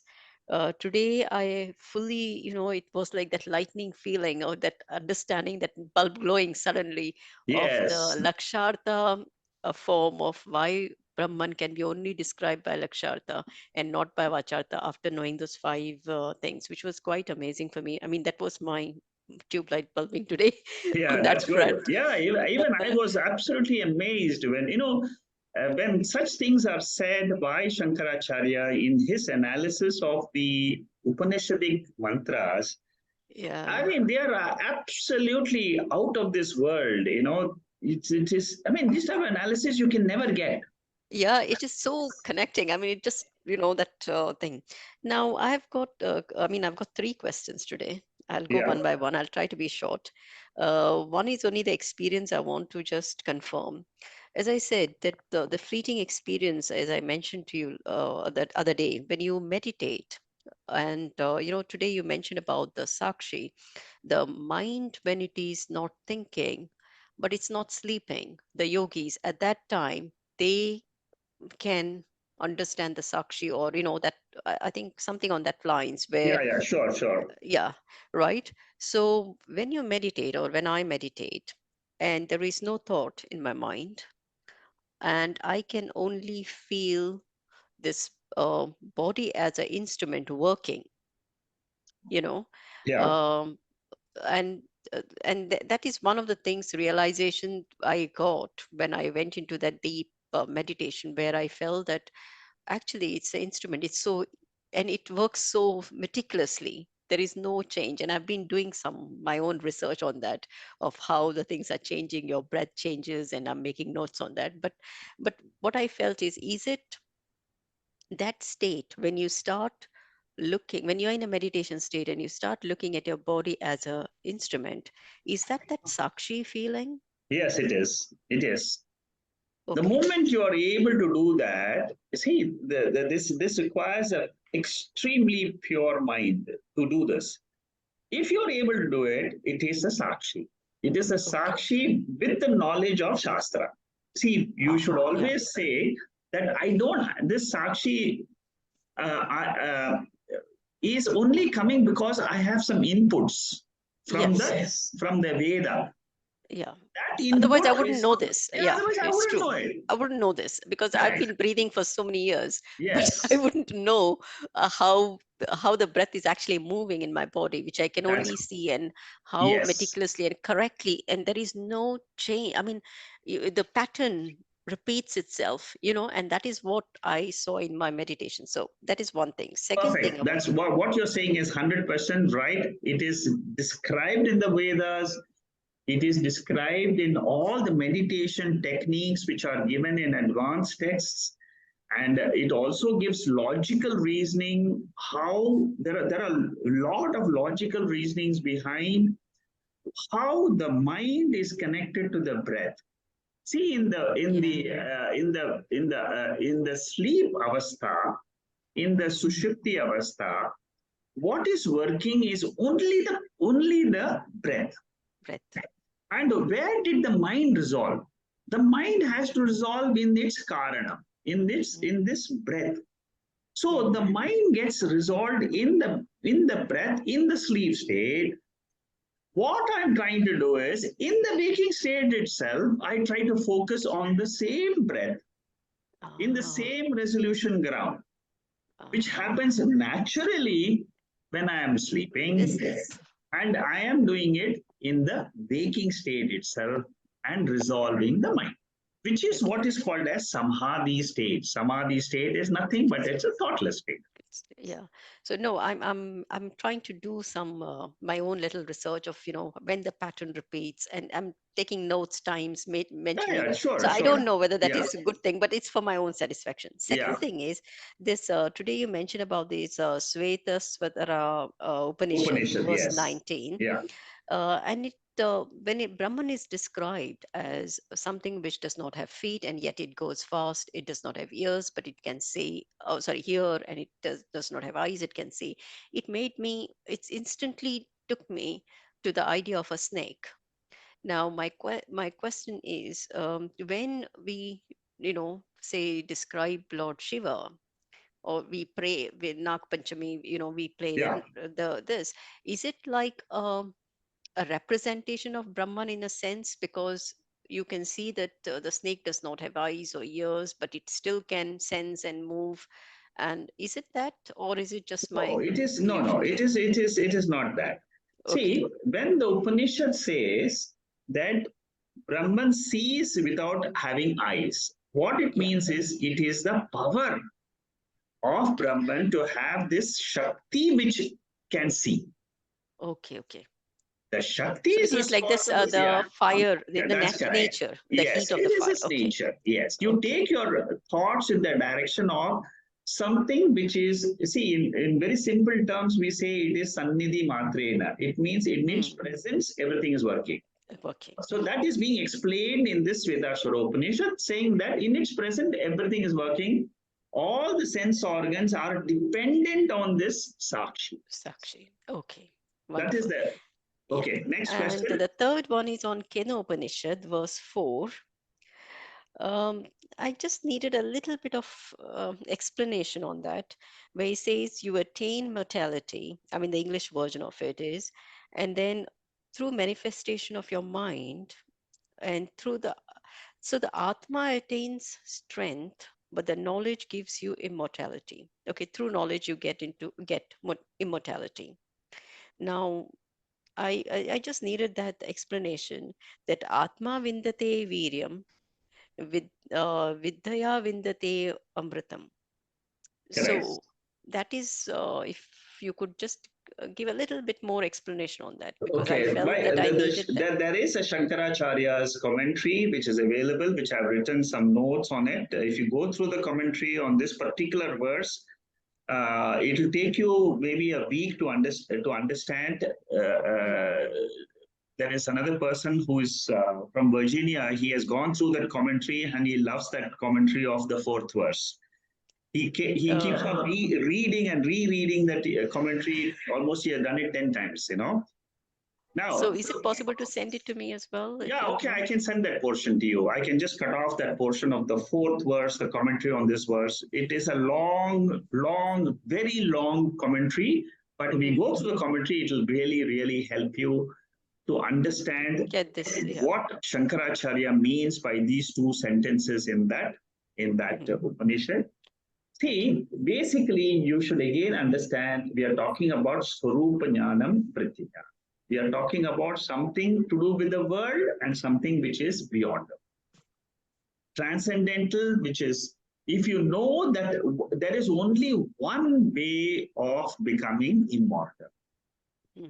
That is the knowledge. Suppose I want to say, suppose you say, I want to know, the Upanishad is telling me I am immortal. I am seeing myself as mortal.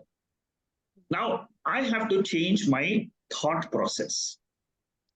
I can only change the thought process if I have information, if I get knowledge. That knowledge will only come to me from the Upanishads. So, this mortality and immortality, it comes in many, many Upanishads. Kathopanishad has the same verse meaning as like this, the fourth mantra. Anyatra dharma, anyatra dharma, anyatra krita, akrita cha, anyatra bhuta cha, bhavya cha. That means what is lies beyond present and what lies beyond past and future? Beyond time, is there anything? Sorry to interrupt. Ultimately, yeah. Is it not the same thing of seventh chapter in Bhagavad Gita? Yes, that exactly you the same. mentioned? You see, the same thing is explained in the seventh chapter as Paraprakriti. Yeah. Okay. Yeah. Okay. In the 13th chapter of Bhagavad Gita, it is explained as Kshetrajna. Yeah. In, Yeah. in the Chandogya Upanishad, in the 7th chapter, it is explained as Bhuma Vidya. In the Mandukya Upanishad, in the 7th mantra of Mandukya Upanishad, it is called as Turiya. Okay, all these are all different in different Upanishad, different texts, but ultimately, what are they talking about? They're all talking of the same reality, which cannot be expressed by words, which cannot be thought by the intellect. Whatever you may think, you see, the only way is through the Upanishad, we are trying to remove all the thoughts from our mind to say that this is not my real nature. This is not my real nature. Like how you do in Panchakosha Viveka also. You say this Annamaya is not me. You say this Prana is not me. Again, you say this mind is not me. You say this intellect, which is always saying, I am the doer, I am the enjoyer, I am the doer, I am the enjoyer. That is also not me. Yeah. Again, it say, then you come to the Anandamaya Kosha, which is a Karana Shariram, which we all experience in our sleep state. We all experience some sort of a joy. That experience is also not me. So what is me then? I am not anything which I see. If I'm seeing it, it is not me. If I'm enjoying it, it is not me. Yeah, the five, then there's five words. Correct. The five koshas are gone, the three avasthas are gone. But what is the remainder? Whatever remains, I am that. And that is what is called as Shivaha. Yeah, Shiva. That is what is the real nature of Shivaha. Shiva means what? It is auspicious. Yeah.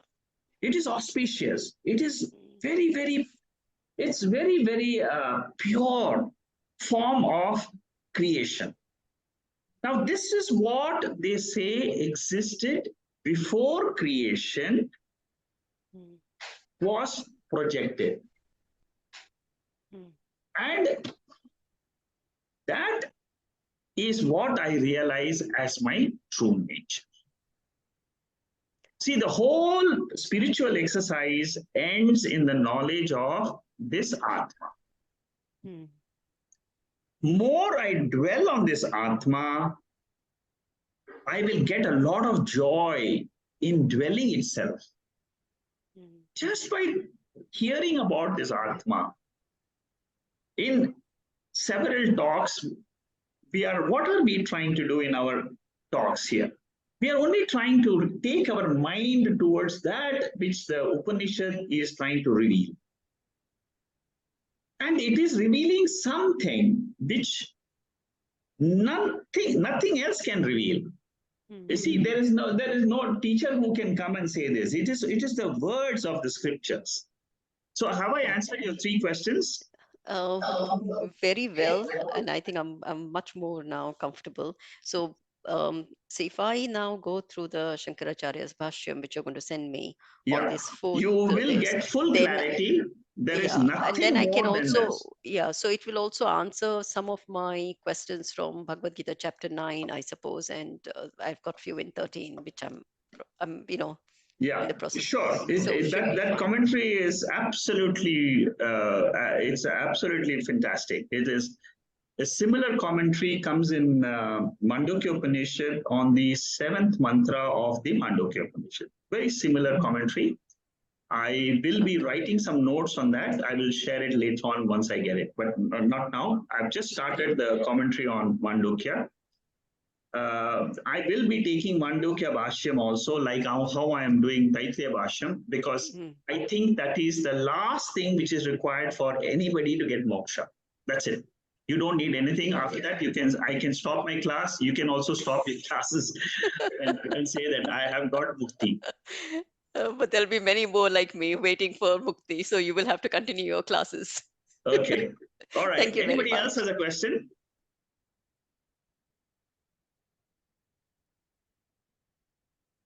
Okay, if there are no questions, we'll continue next week. And it's very exciting. These bashyams are very, very great.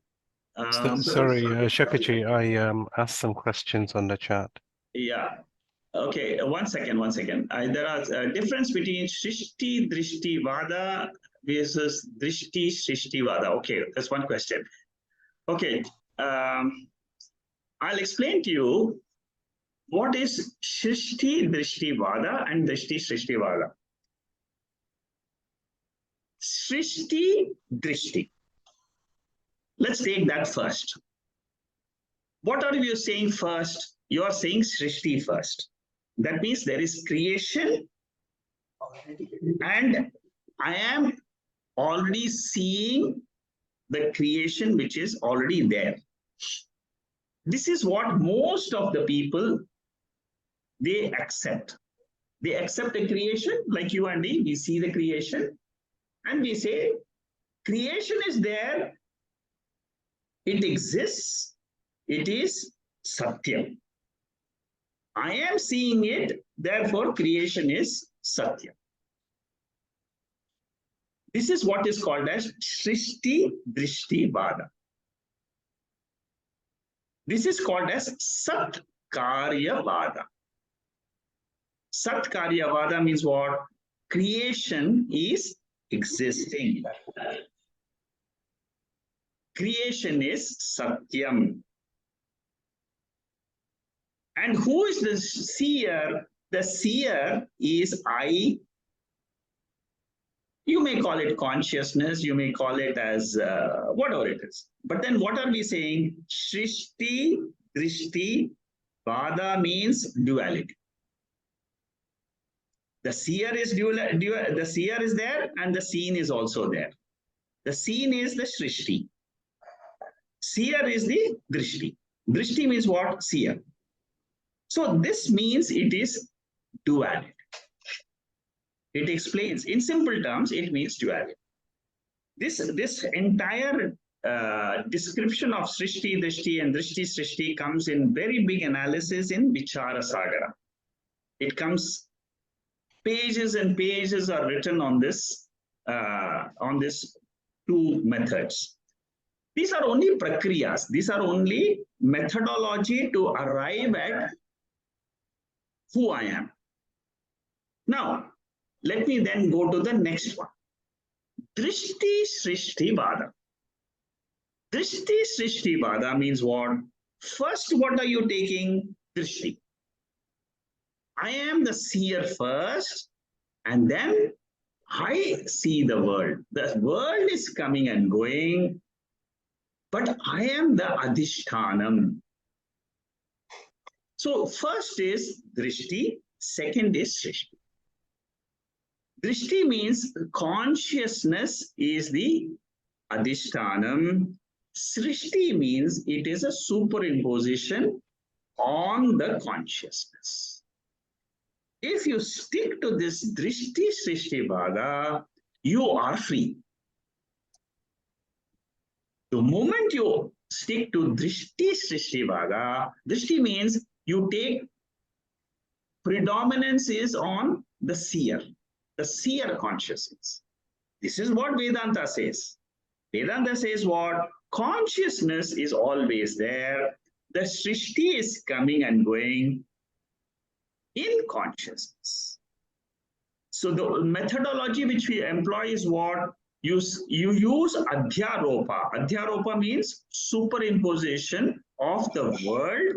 It exists not by itself. It is not an independent existence. In Drishti Srishti Vada, creation is dependent on Drishti. Whereas in Srishti Drishti Vada, the seer is and the creation both are Satya. Are you able to see the difference? Little bit. Okay.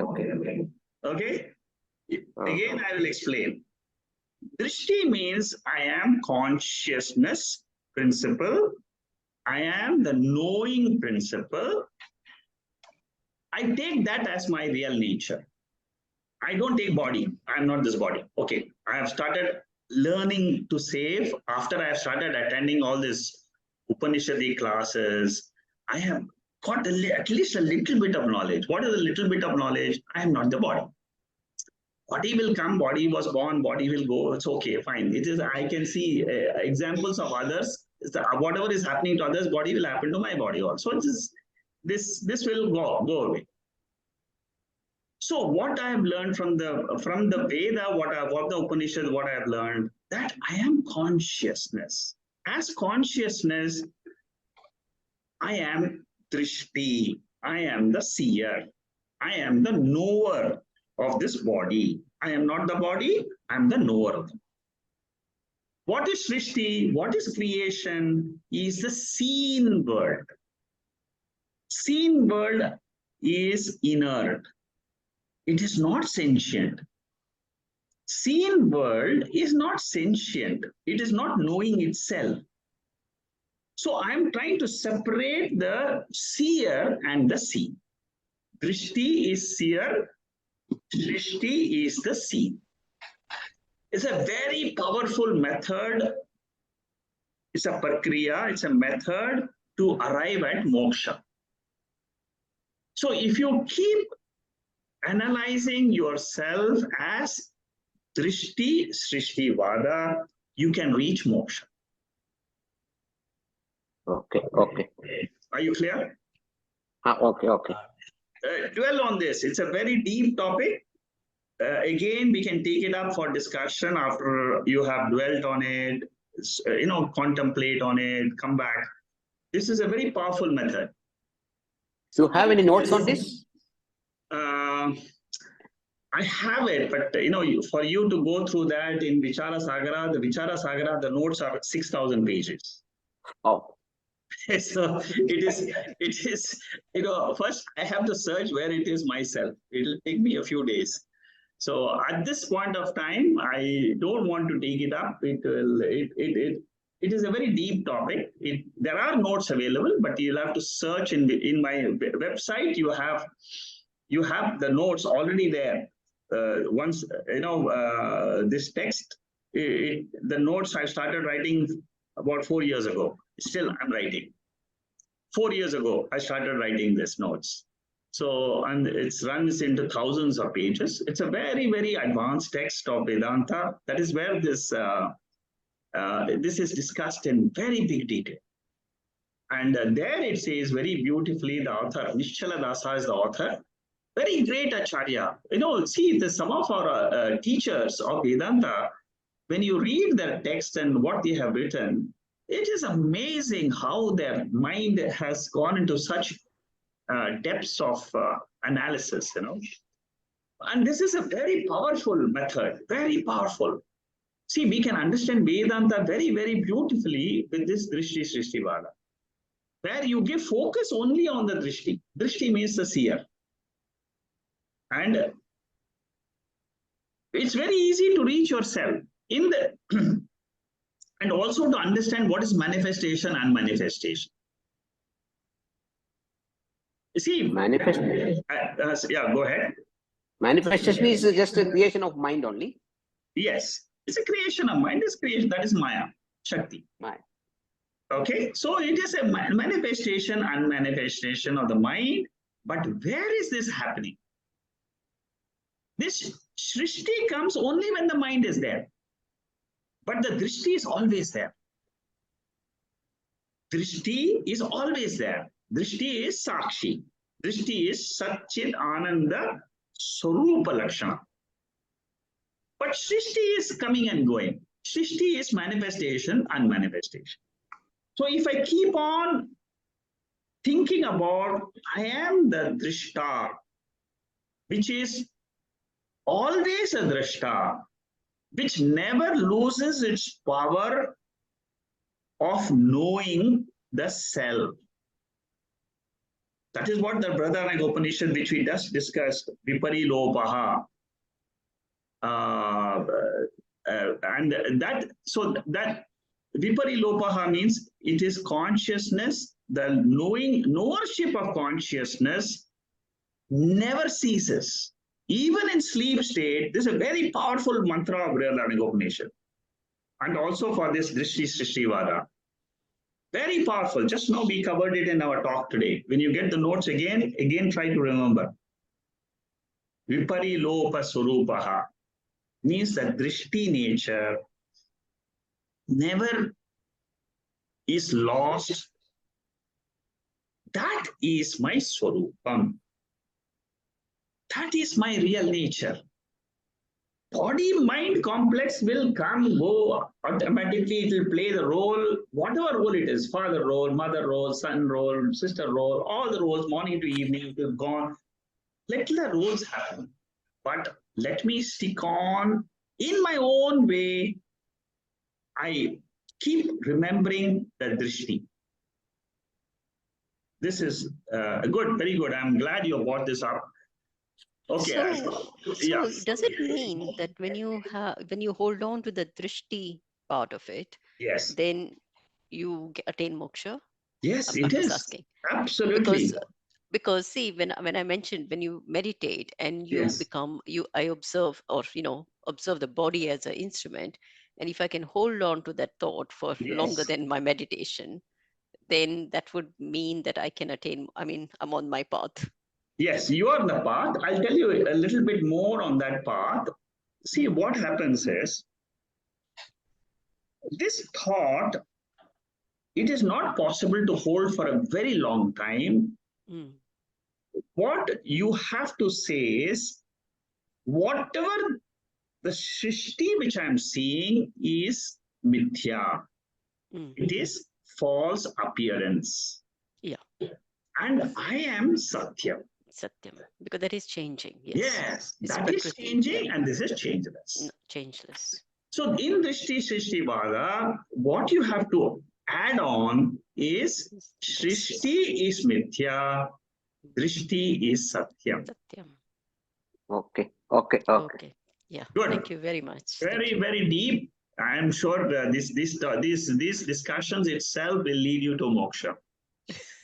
Okay, good. And Shekharji, yes, go ahead. Shekharji, that Drishti Srishti Vada is also called Ajatavada.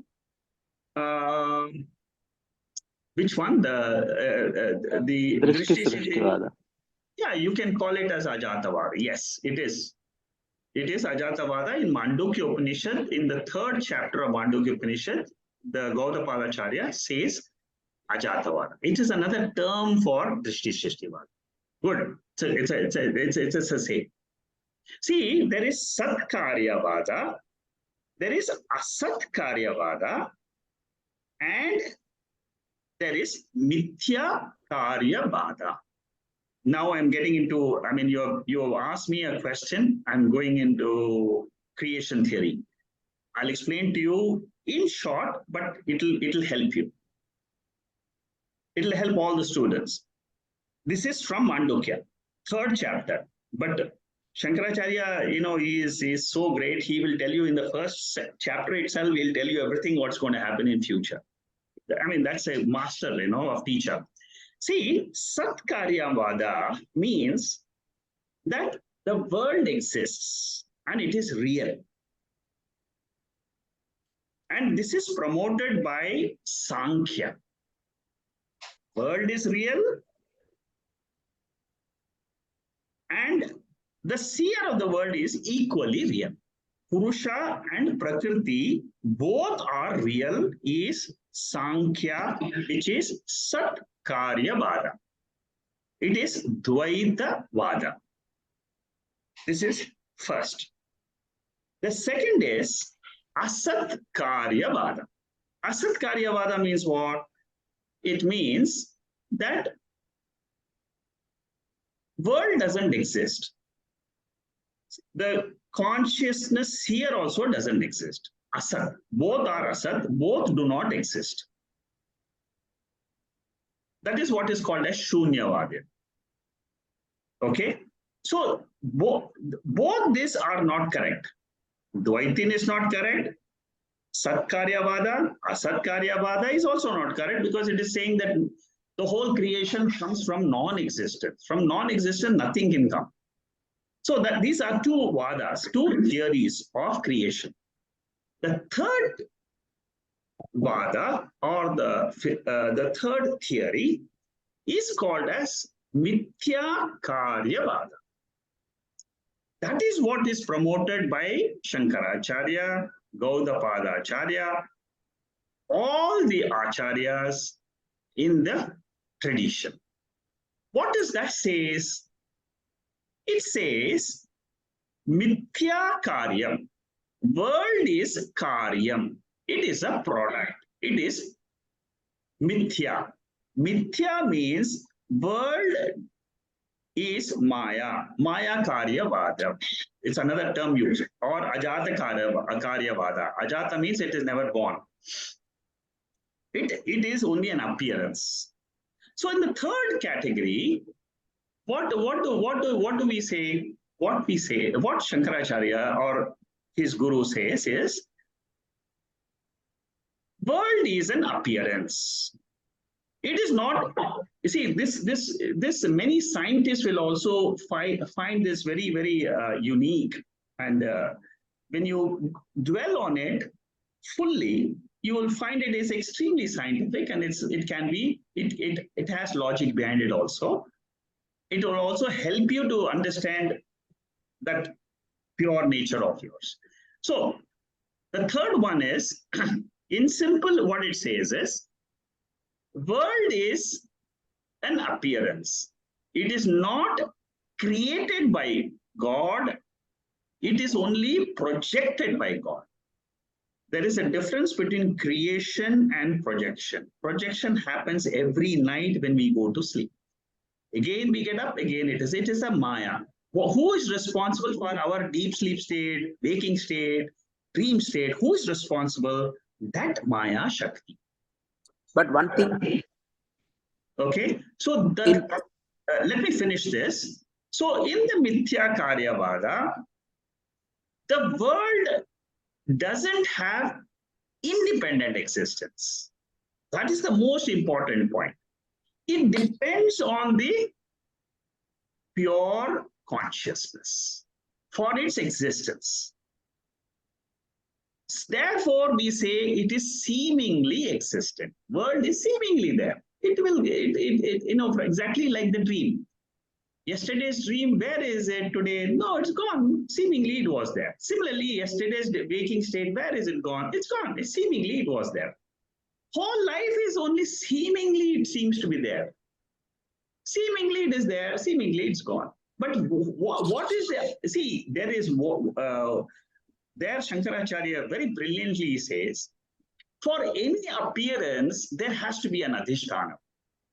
There has to be a foundation. For the dream, waker is the foundation. For the waking, Atma or Turiyam is the foundation. So these are the three broad theories explained in Mandukya Upanishad. But if you want details of this, you have to go to the third chapter of Mandukya to understand this in very big detail. Okay, yeah, somebody was saying in between. Yeah, go ahead. Somebody had a remark. No, you are telling that it is only the projected by the God. And similarly, when we talk about the Purusha Suktam, it is said everything is I Sankalp. I made to make like this. That God ultimately is said as I, the higher I. Oh. God is nothing but it is my own Swarupam at a higher level. Purusha Suktam is nothing but a description of the Turiyam. It is a description of the higher I. It is the highest Purusha means what? Purusha Suktam is a beautiful text which says that Purusha, as a Jiva, I look at that Purusha as God, as the highest creator, highest being. And the Narayana Suttam also describes the same. Same Purusha Suttam is there, and very beautiful. Both these are fantastic for chanting, Parayanam. It's good that you're bringing out this topic, but what I'm trying to say is, whatever is there in Purusha Suttam is being revealed to us in Taittriya Upanishad. Same thing. See, there is no use saying that there is a God somewhere else and he is existing and all that. Ultimately, what Vedanta and Acharyas they teach us is that God principle, you apply it as I. I am that. See, this is the highest in the Upanishads. Aham Brahmasmi is the final teaching. Because only then I will get moksha. Moksha is not possible to say that Purusha exists. Moksha is only possible because all your effort is to say, I am not the Jiva, I am the Atma. Okay? Okay. Good. I'm glad you're coming out with such questions, but okay. Now, next question, Bharat. About the earlier comment on projection, that is constant, the manifestation, does that mean that the empirical world, including mind, is not actually modifying it? Just seems that way, like a screen projector makes the movie look. Yeah, you're right, Bharat. It's right. So your first question is,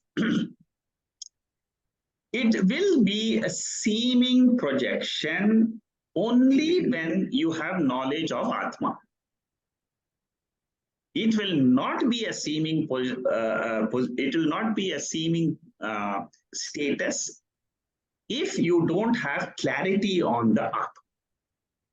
Atma Jnanam is absolutely must be crystal clear. And that is why the study of the Upanishads will really help you. The moment you study the Atma correctly, then this, whatever you're saying as the empirical world and the mind modifying is a seeming modification, because don't forget that our entire concept of this world is only when the mind is active in Jagrata Avastha. Whatever, you see, our concept of the world is what? Whatever is the thought which I'm getting in my waking. That is what I'm trying to modify with the help of Shastra. I have certain thoughts, you have certain thoughts, all our thoughts are all different. Whatever my thought is there is what I'm thinking as the world. But unless you bring in the light of Shastra and the verses of Shastra as which reveal the Atma content in me, the moment I come to know the Atma content in me, then the world which I am projecting, then the world which I see is a projection. It is a drishti, shrishti, bhakya. And the moment you accept this, you are free. You are totally free. But it has to sink in and it has to remain in your subconscious as the Satyam. Satyam means it is always there, changelessly, and I am that changeless principle. It should go deep within your mind. Thank you, Shaka. I actually try to refer to that in my second comment, that everything that we're learning is Vritti Jnanam. Yes. But the moment that you understand it, the understanding of the Vritti Jnanam is the Swarupa Jnanam. So without the Shastras, you can never get there. Yes, you're right. That is why Shastra is said to be a pramana. It is a source for Atma. I really like the way you said that the Shastras, the Pramanas in the Shastras are more powerful than anything that you can. Yes, because there's no way you can get to the Shastras from anything you experience in the world. Exactly, you're and right. that's all I was trying to explain in my second comment. Okay. So it seems the process of Lakshartha is a negation of falsification of Varchartha. Then the negation of reality is correct. Hence, the negation is not nothing but something non-negatable. Good. Good understanding. Very good. The last question which I see here is, so will taking care of the body would be irrelevant if one is self-realized? Oh, that is a... Okay, let me answer this. See, what happens is, for a self-realized person, the body is an incidental thing. And it's not that he will not take care of the body, he will still take care of the body. I mean, it is natural. See, taking care of the body is, it is an inborn, it comes with it is a software which comes with the hardware. It's like getting the Microsoft Office along with the body. You know, for the body to function, whatever it needs to take care of itself is already there. It will function. So when you say it, he will take care, or the jnani will take care of the body, will not take care or take care, it is only a projection of your mind on the status of a jnani's mind. So in simple, what it means is, as far as the body is concerned, you have to take care of it. The bottom line is, body is given to us for the realization of Atma. It is a gift. It is without the body, we are nothing. Without the body is our instrument. Like it's like a car. Without you entering the car, you can't you can't go to your destination.